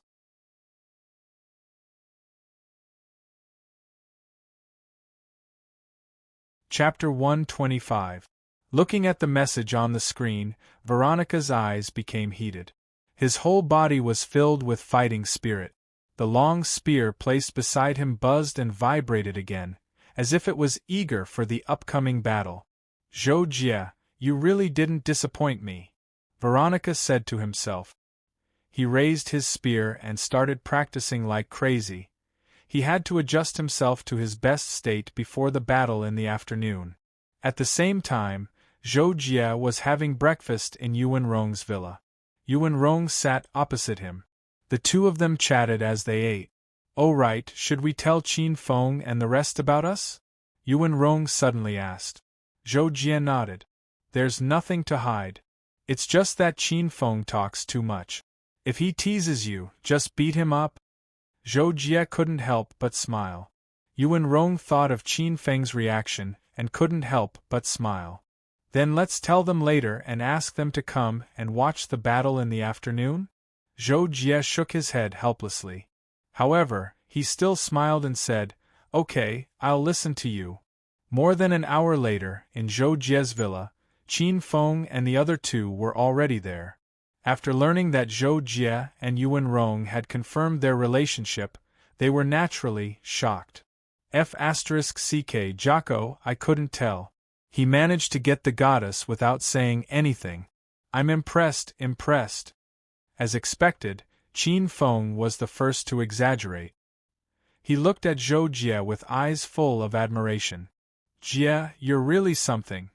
Lu Haoran followed and punched Zhou Jie's chest. Miyazaki Naganobu's reaction wasn't that exaggerated. However, he still smiled and nodded at Zhou Jie. Zhou Jie was very happy.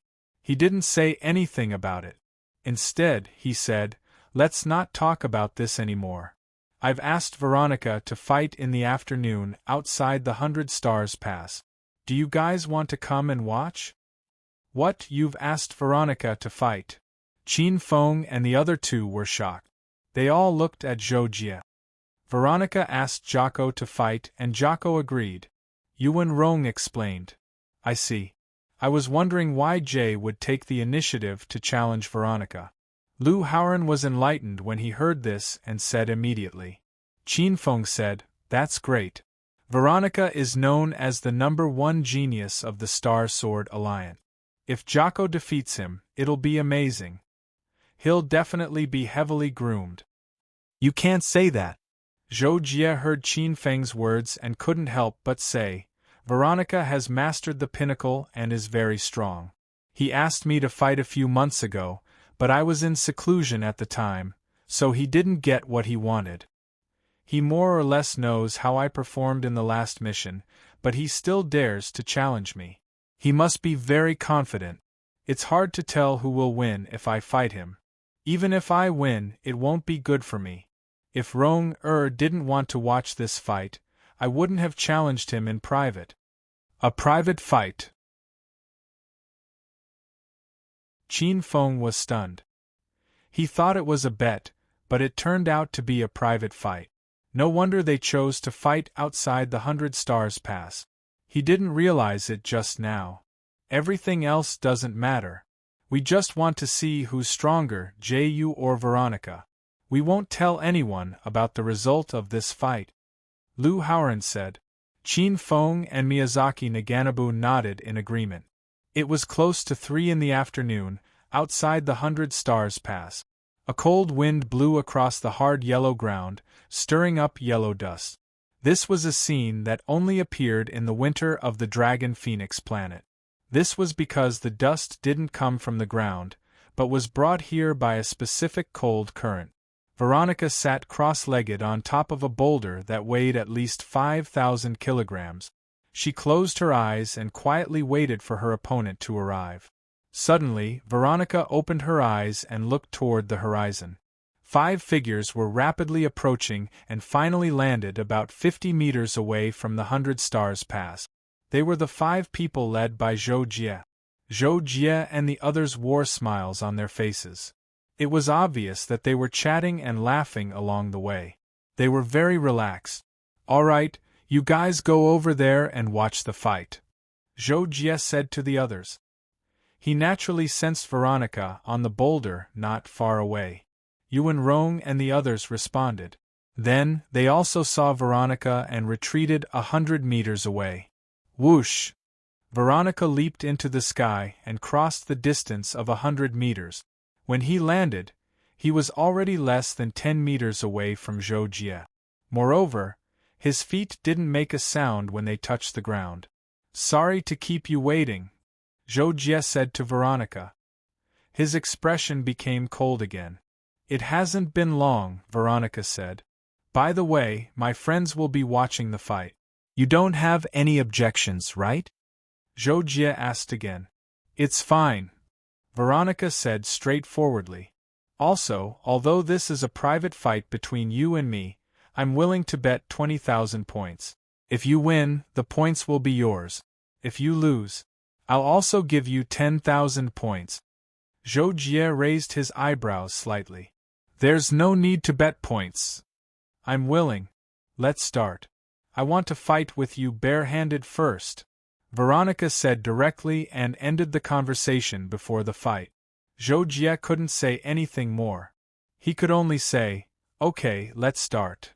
As soon as Zhou Jie finished speaking, Veronica activated the energy in his body. His whole body released a dazzling light and shot toward Zhou Jie like a bolt of lightning. Zhou Jie reacted quickly. He immediately punched out. However, his body didn't release any powerful energy. It was purely physical strength. Dong! After the first collision, Zhou Jie flew back a few steps. Veronica also took half a step back. His eyes were full of shock. Of course, he could see that Zhou Jie had just collided with Zhou Jie's pure physical strength. His physical strength was so terrifying. Was this the reason why Zhou Jie was so strong? Then, all these thoughts flashed through Veronica's mind. His movements weren't slow at all. He immediately attacked again. This time, the power of his attack was 3 times stronger than before. Previously, he was worried that Zhou Jie wouldn't be in the right state and would be caught off guard by him. Now, it seemed that he had overestimated his own strength. After the first collision, Zhou Jie attacked again. The surface of his body flashed with flowing light. Obviously, he used part of his energy. Boom! The 2 fists collided like a storm. The terrifying energy exploded, dispersing the sky full of dust within 100 meters. Boom, boom, boom, boom. The 2 of them soon fought more and more fiercely. They were as terrifying as the most ferocious beasts. The continuous collisions were shaking the world. Veronica, on the other hand, was more and more shocked. He had watched the video of Zhou Jie's fight against Yuqi Qinfeng and was certain that Zhou Jie was good at fighting. He didn't know until this battle that Zhou Jie's actual combat ability was even more horrifying than he had imagined. His body was also so strong that Veronica almost couldn't resist his energy outburst. The pressure was too great. The so-called techniques. Here were ways to increase the efficiency of energy cultivation and use it. Some of the more powerful techniques could enable people to fight above their level. However, techniques were very rare, and most low-level Star Lords couldn't get their hands on them. There were techniques in the library, but a lot of credit points were required to exchange for them. Veronica, on the other hand, had acquired a superior technique from the magical stone that he had obtained. There were few techniques that could compare to it in the entire Star Sword Alliance. Thanks to this technique, Veronica was able to deal with Zhou Jie without using the paramount state, despite the huge gap between his body and Zhou Jie's. At the same time, Zhou Jie was surprised that Veronica could fight him without using the paramount state. He couldn't help but become more serious and attack more fiercely. "Oh no, I can't stop him." Finally, after Zhou Jie strengthened his attacks, Veronica couldn't hold on any longer and hurriedly used the paramount state. The powerful ice element turned into a small domain, which affected Zhou Jie and greatly enhanced Veronica's combat ability. Zhou Jie hurriedly responded with all his strength and stabilized the situation. However, he couldn't help but sigh inwardly. After becoming a Star Lord, Veronica's paramount state had evolved into an elemental domain. He had made great progress and was only one step away from perfection, although this step was the most difficult. He was truly a genius. Boom! After another fierce collision, Zhou Jie dispersed the cold air around him and retreated, while Veronica was also forced to take a few steps back. "Is that enough?" Zhou Jie suddenly asked. Veronica was about to chase after him, but he paused and the paramount state disappeared. He asked, "You didn't even use your intent, did you?" Zhou Jie shook his head. "That's my sword intent and flying sword intent. They can't compare to your paramount state. I can't use them with my bare hands. If I don't use any weapons, I've done my best." Veronica took a deep look at Zhou Jie and didn't say anything in the end.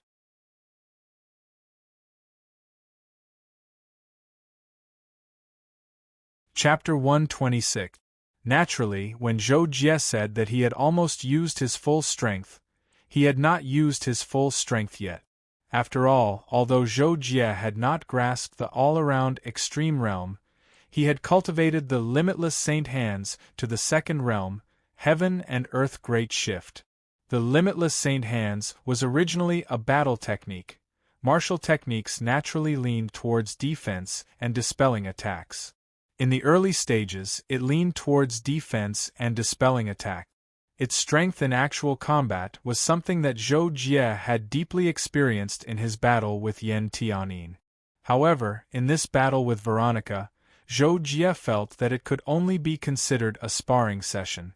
It was enough to stop when the battle was over, and there was no need to continue fighting without using any weapons. Therefore, he asked a question in a timely manner, meaning to stop when the battle is over. "Your physical body is actually so strong. I've learned something. Since that's the case, let's go all out in the next battle." Veronica finally retracted his gaze. He tilted his head and looked under a huge rock in the distance. With a wave of his hand, the long spear stuck under the huge rock buzzed and flew towards him like lightning. Boom! With the long spear in hand, Veronica's aura became stronger. The energy around his body rose, and it even gave people a feeling that he could not be looked down upon. Zhou Jie did not reply. He glanced at the long spear in Veronica's hand, and his gaze became slightly cold. At the same time, he took out the Kadi's blade. The reason why Zhou Jie's gaze changed was because he saw that the long spear in Veronica's hand was not ordinary. It was no longer the dark blue alloy spear that he had been equipped with when he had participated in the genius competition. The long spear in Veronica's hand was now more short and powerful. It was dark blue with a hint of black, and the energy in his hand flowed smoothly. It could be seen that the material was not ordinary. Furthermore, there were faint flashes of runes, which made it even more terrifying. Weapons with runes engraved on them were weapons that could guide the power of the elemental laws. They had already transcended the realm of ordinary weapons, and were at least 2 levels higher than Zhou Jie's Kadi's blade. The material of Kadi's blade was very good, and it was very tough and sharp.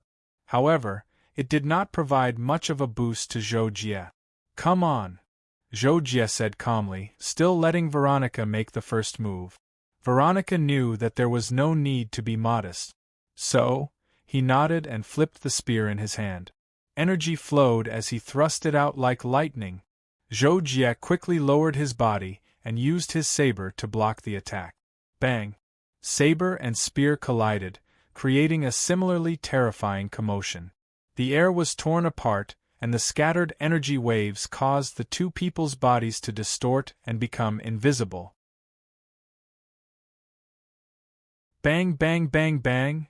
Terrifying energy waves kept bursting out from the continuous clashes. Zhou Jie and Yi Shiwen were like 2 moving light sources, each of them emitting powerful and dazzling energy. The energy that burst out from each of their attacks was shocking.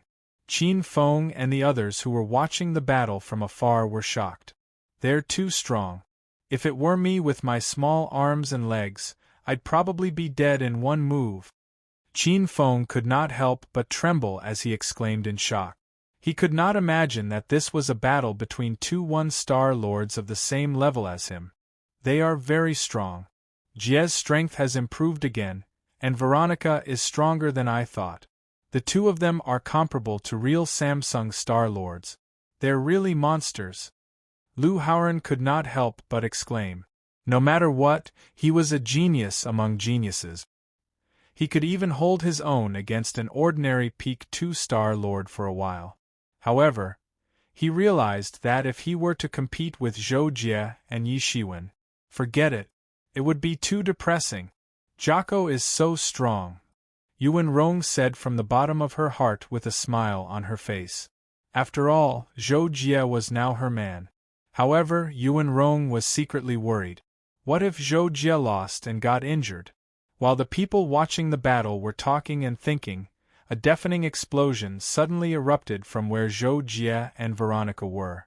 Terrifying shockwaves surged out, causing Qin Feng and the others' expressions to change drastically. They hurriedly retreated. "F***CK, what's going on?" Qin Feng could not help but cry out after retreating. The sudden commotion was indeed too great.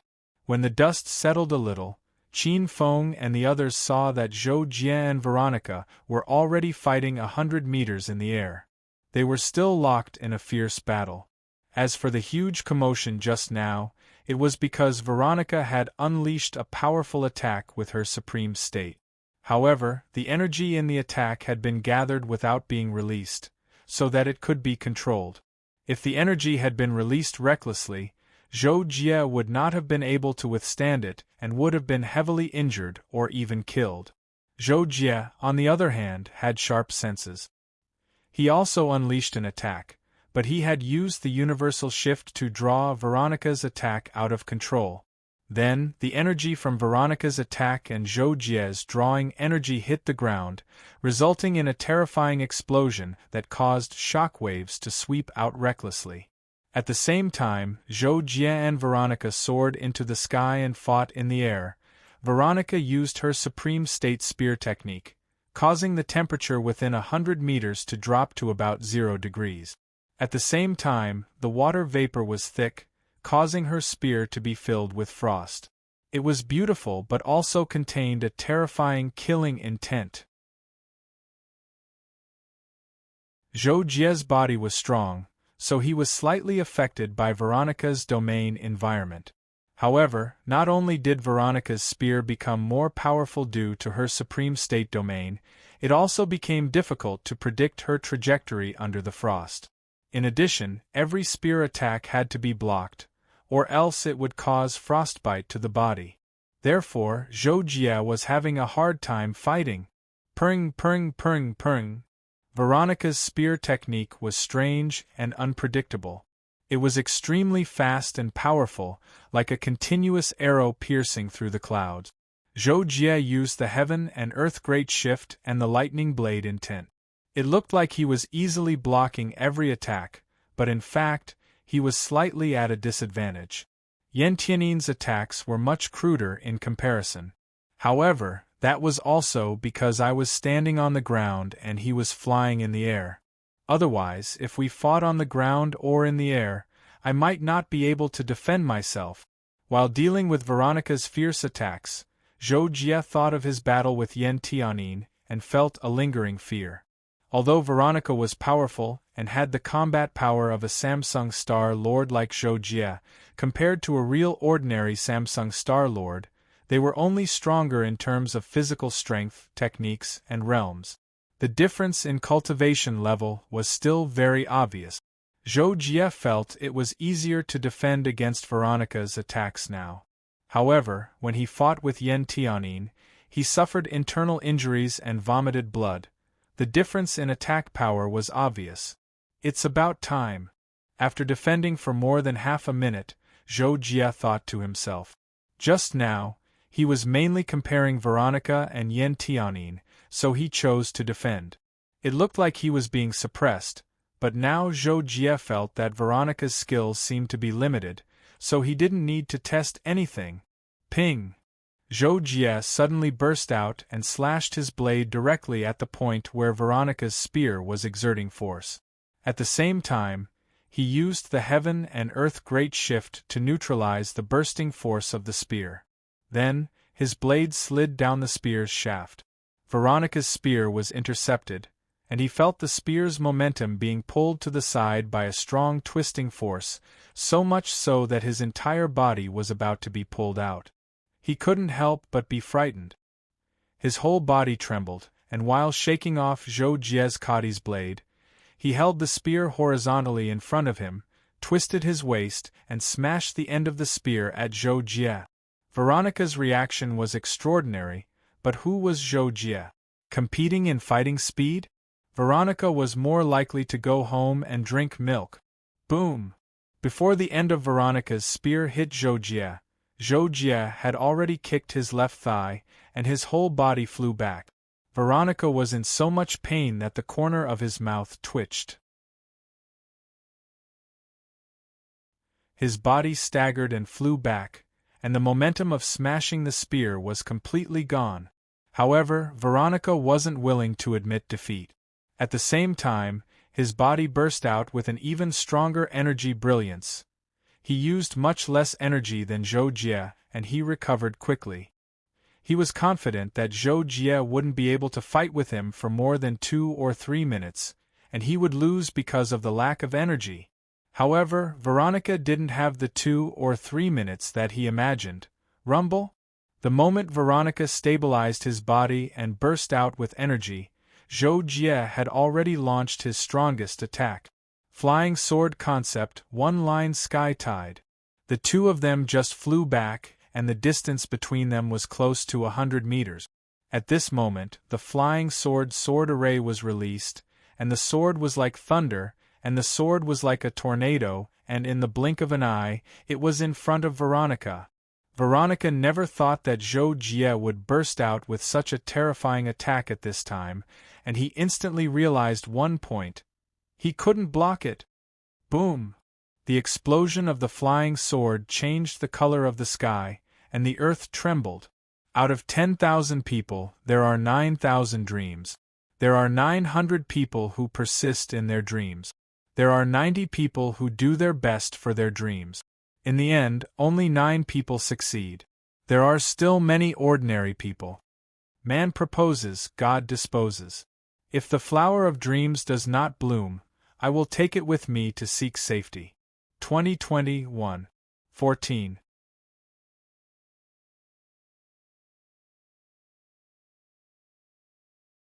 Chapter 127. Zhou Jie floated down from the sky, calmly stowed away the Kadi's blade, and looked up. Veronica shot down from the sky in a slightly disheveled manner. He only slowed down abruptly when he was close to the ground. His feet only made a slight sound when he stepped on the ground. Can we stop here? Zhou Jie looked at Veronica and asked. Veronica's breathing had not yet calmed down. He recalled Zhou Jie's attack just now. If Zhou Jie had not deliberately deviated at the end, he would have been severely injured. He could not help but feel a trace of fear in his heart. However, Veronica quickly cast aside these distracting thoughts. He looked at Zhou Jie and said slowly, Zhou Jie, you are indeed very strong. Even stronger than I imagined. You are worthy of being my opponent. Let us fight again in a few years. As for this time, I have lost. I will transfer 20,000 points to you. After saying this, Veronica did not care if Zhou Jie had anything else to say. He carried the spear on his back and turned to leave. Zhou Jie watched him leave until he flew into the sky. Then, he turned his gaze away thoughtfully and walked toward Qin Feng and the others. Qin Feng and the others also ran toward Zhou Jie. In a few seconds, they crossed the distance of 100 meters and arrived in front of Zhou Jie. Jocko, Veronica left just like that. Who won? Qin Feng asked first. Looking at the situation, it should be Yu who won, right? Lu Haoran followed up with a question. Yeah, Jocko, did you win? Yuan Rong also wanted to know. Her face was flushed red. Zhou Jie glanced at everyone and could not help but smile. He nodded and replied, Yes, I won. I also got 20,000 points. 20,000! Qin Feng's eyes widened. His mouth was wide open, and it seemed like his saliva was about to flow out. Veronica is generous, haha. Lu Haoran could not help but laugh. He was happy for Zhou Jie. You can consider exchanging for a rune weapon treasure now. Miyazaki Naganabu said. Rune weapons were the most valuable treasures in the treasure exchange. Even the cheapest rune weapon treasure could only be exchanged for 100,000 points. Rune weapons were treasures. The so-called runes referred to the runes of laws that could enhance the target's absorption of the elements of laws and enhance the performance of the elemental laws. Veronica's spear, for example, was a rune weapon treasure. However, she didn't get it by exchanging for it. It was given to her by the Star Sword Alliance. Veronica was the nominal disciple of the leader of the Star Sword Alliance, so she was granted the treasure when she broke through to the Star Lord level. Hearing Miyazaki Naganabu's words, Zhou Jie shook his head and said, I don't want a rune weapon treasure for now. I plan to give 10,000 of these 20,000 points to Ronger. The rest can be divided among the three of you. Consider it a celebration. As soon as Zhou Jie said this, Qin Feng and the other two men had a wow expression. Yuan Rong was stunned for a moment. After she reacted, she hurriedly said, Don't, Brother Jie, you don't have to give it to me. It's better if you exchange it for talisman weapons and treasures yourself. When Qin Feng and the other two heard this, they also rejected Zhou Jie's points with a smile. Yeah, Jocko, you should exchange for a rune weapon treasure. We don't need those points. Qin Feng said. Yes, let's exchange for a rune weapon treasure. Lu Haoran also said. However, Zhou Jie had the inheritance of the Holy Land. He felt that he definitely didn't lack treasures. It seemed that he didn't need them at the moment, so he still shook his head and said, No need. Just accept it. Say that it's a celebration. Although there aren't many points, it's enough for daily consumption for a few years. In the end, Qin Feng and the others couldn't persuade Zhou Jie and could only accept Zhou Jie's small token of appreciation. Qin Feng immediately flattered Yuan Rong, which made Zhou Jie very happy. Naturally, with Zhou Jie's temperament, flattering him definitely wouldn't work. However, when he praised Yuan Rong, Zhou Jie was very happy. In the blink of an eye, 2 days had passed. It was late at night and the cold air outside was especially thick. There was no light in Zhou Jie's villa. However, in the garden, a candlelight was placed on the table. The dim light only shone on the edge of the table. There were some delicious food on the table that hadn't been touched. Zhou Jie and Yuan Rong also sat down at the table not long after. "You're leaving tomorrow morning?" Zhou Jie couldn't help but repeat when he heard that Yuan Rong was leaving tomorrow morning. "Yes, the people sent by granduncle just informed me that they'll pick me up tomorrow morning," Yuan Rong replied faintly. Her expression was a little gloomy. "When are you coming back?" Zhou Jie asked again, seeming very natural. "Well, 2 or 3 months if there are no accidents," Yuan Rong replied. Zhou Jie was silent, but he couldn't help but think, what if there are accidents? Could it be that Yuan Rong was grounded at home, and then forced to get married? Although this possibility wasn't high, Zhou Jie was now Yuan Rong's man, and he was very worried that she would be oppressed by the Yuqi family. After all, he knew the background of the Yuqi family, and he also knew Yuqi Hongzhe's position in the Yuqi family. Now, he couldn't help but worry about these things. "Don't think too much, I'll definitely come back," Yuan Rong suddenly said, as if she knew what Zhou Jie was worried about. "Okay," Zhou Jie finally replied. Suddenly, he caught a glimpse of some light on the ground. Zhou Jie couldn't help but take a closer look, and immediately said with a little surprise, "It's so cold tonight, the ground is covered with frost." "Yeah, it's pretty cold, will it snow here?" Yuan Rong wrinkled her nose and asked cutely. "I don't know, it hasn't been this cold in the past, but it was so cold tonight before you left," Zhou Jie said, and suddenly felt a kind of emptiness, as if he had lost something, which made him confused. "It's probably just a coincidence," Yuan Rong said, but immediately pursed her lips and didn't say anything else. The surroundings suddenly became particularly cold and silent. "Rong let me hug you," Zhou Jie suddenly said, and got up and walked over. "Ah? Oh," Yuan Rong was stunned and immediately stood up. So Zhou Jie hugged Yuan Rong in his arms. Zhou Jie wasn't tall, only 1.75 meters, but Yuan Rong was 1.65 meters, and she was wearing high-heeled boots, so she was almost as tall as Zhou Jie. With this hug, the tips of their noses almost touched. Naturally, Zhou Jie kissed Yuan Rong. After a long time, their lips parted. Yuan Rong leaned her head on Zhou Jie's shoulder, and her face was red, but the two were still hugging each other tightly. "No matter how difficult it is, I will marry you," Zhou Jie suddenly whispered in Yuan Rong's ear. "Maybe I can't give you anything now, but I will work hard to give you happiness." With Zhou Jie's temperament, these words sounded very calm, but Yuan Rong could tell that Zhou Jie was very serious. It was a promise to her, a promise that he would be a real man. "Yes, I believe in you, Jocko," Yuan Rong replied.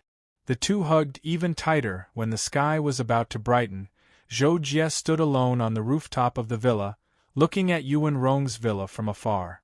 The cold wind was howling, and the edge of the rooftop was covered with a layer of frost.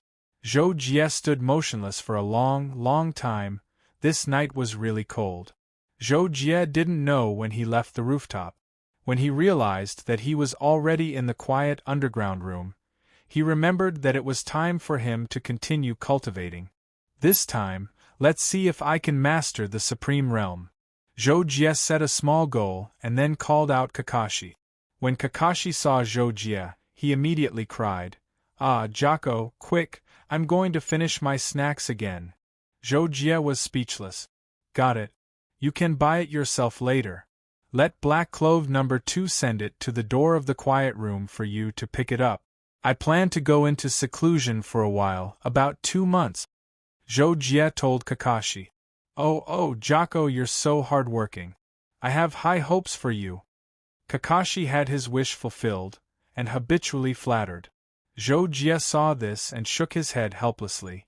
Then, he remembered something and told Kakashi, "If Yuan Rong sends me a message, call me out immediately. As for the others, call me 3 times like last time." "Who's Yuan Rong? She sounds like a girl." Kakashi heard this and asked with his eyes shining. He felt more like a paparazzi than a paparazzi. Well, she's my girlfriend for the time being. Zhou Jie felt that Kakashi would find out sooner or later, so he didn't hide it from him. F***ck Jocko, you actually abandoned me and found a new lover, sob. Kakashi heard this and suddenly looked like he had nothing to live for. Zhou Jie was speechless. Kakashi, have you been watching too many dramas recently? Jocko, how did you know that I've been watching dramas recently? Kakashi quickly asked, looking confused. Zhou Jie was speechless.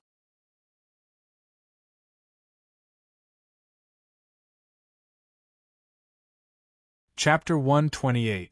It had been more than 20 days since Yuan Rong was brought back to the Yuan family. The Yuan family had existed for more than 3,000 years, and the founder was the current patriarch of the Yuan family, Yuan Tu. He was also a famous person in the star field, the strongest of the 9-star Star Lords, and once a patrol envoy.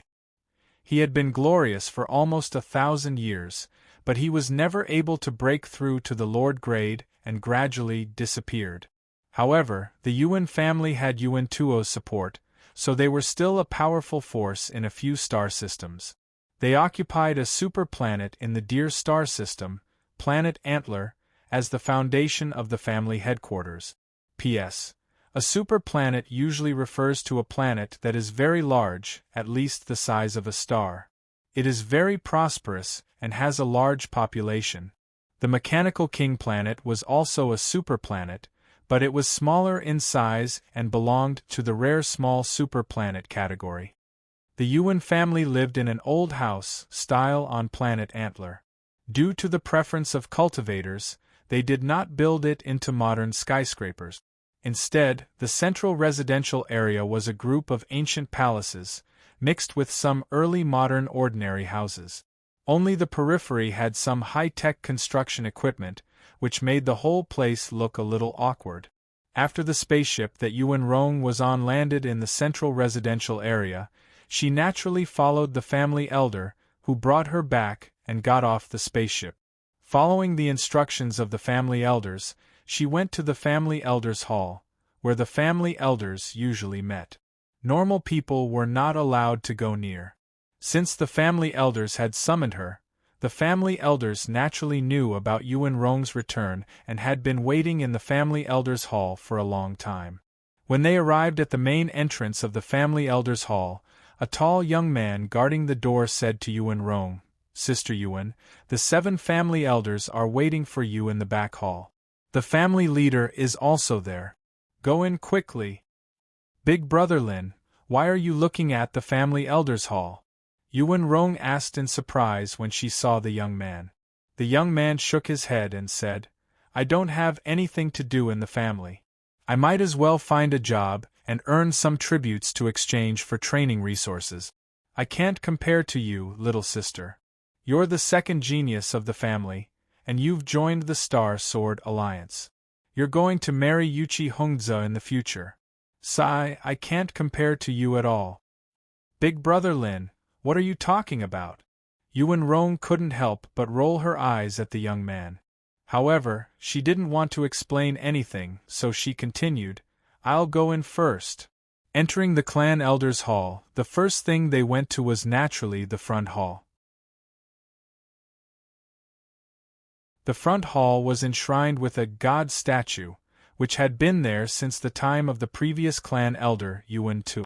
Every 10 years, the clan sacrifice would be held to worship this god statue. Yuan Rong naturally knelt down in front of the statue and then hurried to the back of the hall. The back of the hall was the meeting place for the elders.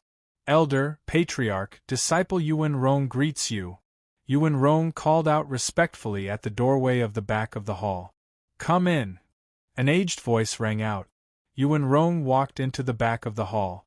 The back of the hall was much smaller than the front of the hall, only about 200 square meters. There was a rectangular table in the center, and 8 people were sitting around it. There were 3 people on the left, 4 on the right, and 1 person sitting in the center seat. "Sit down and talk." An elder on the right greeted Yuan Rong with a smile on his face. He looked very young, no more than 30 years old.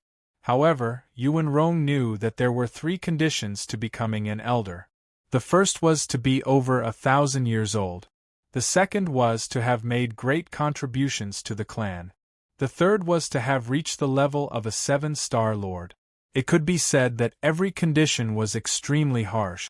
Thus, the Yuan family only had 7 elders after 3,000 years.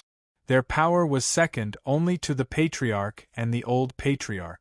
The old patriarch was naturally the most powerful. The patriarch usually had all the power, but the 7 elders could remove the patriarch if they worked together. Yuan Rong answered somewhat cautiously. She sat down across from the patriarch, not daring to raise her head to look at the elders and the patriarch. At this moment, Patriarch Yuan Tianxia spoke. Xiao Rong, your granduncle Luo Shui told you about this, right? The Yuqi family will send people to participate in this year's yearly sacrifice. Yuqi Hongzi will also be coming. Yes. Yuan Rong's heart trembled when she heard this. She pursed her lips and answered. The few of us old fellows have specifically summoned you to discuss this matter with you in detail. Because your marriage with Yuqi Hongzi is extremely important, it's a matter of utmost importance to the family. Yuan Tianxia continued. That's right. At this moment, Yuan Rong's face turned pale. Of utmost importance to the clan? It was actually so important? Then what about her and Zhou Jie? Patriarch. Yuan Rong was shocked, but she had to speak first. But I already have someone I like. Instantly there was silence. The expressions of the 7 elders and the patriarch instantly froze. What did you say? Didn't Luo Shui remind you to keep your distance from other men outside? A few seconds later, Yuan Tianxiao was the first to speak. His tone carried some anger. The 7 elders also looked at Yuan Rong with shock and anger. They wanted to hear Yuan Rong's explanation. Granduncle gave me a hint. Yuan Rong felt the anger of the 8 people, and her heart was a little flustered. However, when she thought of Zhou Jie, she quickly calmed down and continued, but I feel that feelings shouldn't be forced. I'm just going with the flow. Besides, he's really outstanding. He's no worse than Yuqi Hongzi. Hearing Yuan Rong's words, the 7 elders and the patriarch were shocked. They knew what kind of genius Yuqi Hongzi was. In the entire Wanhai Star region, there were less than 10 geniuses who could stand shoulder to shoulder with him in the past 1,000 years. Even Yuan Qingkong and Veronica were slightly inferior to him now. What's his name? What's his background? Have you confirmed your relationship with him? At this moment, one of the elders asked. Yes, his name is Zhou Jie, but he doesn't have any background. However, it's precisely because he doesn't have any background that he appears to be a genius. He even defeated Veronica a few days ago. Yuan Rong said. Who's Veronica? One of the elders asked. He's a genius from the Star Sword Alliance in recent years. He placed second in this year's prodigy competition. He's actually tied with Qingkong. Yuan Tianxia explained. The elder who asked the question was slightly surprised. He had been cultivating in seclusion and hadn't paid attention to this year's prodigy competition. However, Yuan Qingkong was still a member of the Yuan family, so he naturally knew about her. However, although Zhou Jie's defeat of Veronica had surprised the elders and the others, in their opinion, no matter how talented a genius was, he still hadn't matured. They didn't need to pay attention to him at all. The reason why they valued Yuqi Hongzi was mainly because the old patriarch of the Yuqi family was a Lord-tier master. Because he had some friendship with the old patriarch of the Yuan family, Yuan Ta, they were willing to marry him. This was a great thing for the Yuan family. There were many benefits involved, and it wasn't just a marriage as it seemed on the surface. Yuan Tianxia was silent for a while before he spoke. Xiao Rong, Yuqi Hongzi's talent isn't something you can imagine. He's very likely to become a Lord-tier master in the future. Even Qingkong can't compare to him. This Zhou Jie you're talking about is just a nobody. How can we bear the reputation of going against marriage because of him? I order you to get rid of him as soon as possible. The annual sacrifice is in a few days, and Yuqi Hongzhe will come. When you see him, you'll definitely be happy. No, Patriarch, you can't do that. Yuan Rong's face turned pale when she heard the Patriarch's words. She tried her best to resist. One of the elders heard Yuan Rong's resistance and angrily rebuked. Yuan Rong, don't you understand? The marriage between you and Yuqi Hongzhe must be held. This is very important to our clan. Do you want to harm the entire Yuan family for your own personal gain? The Patriarch's words made Yuan Rong feel even more conflicted and pained. No buts. When you see Yuqi Hongzhe, you'll forget about Zhou Jie. Yuqi Hongzhe is the real dragon among men.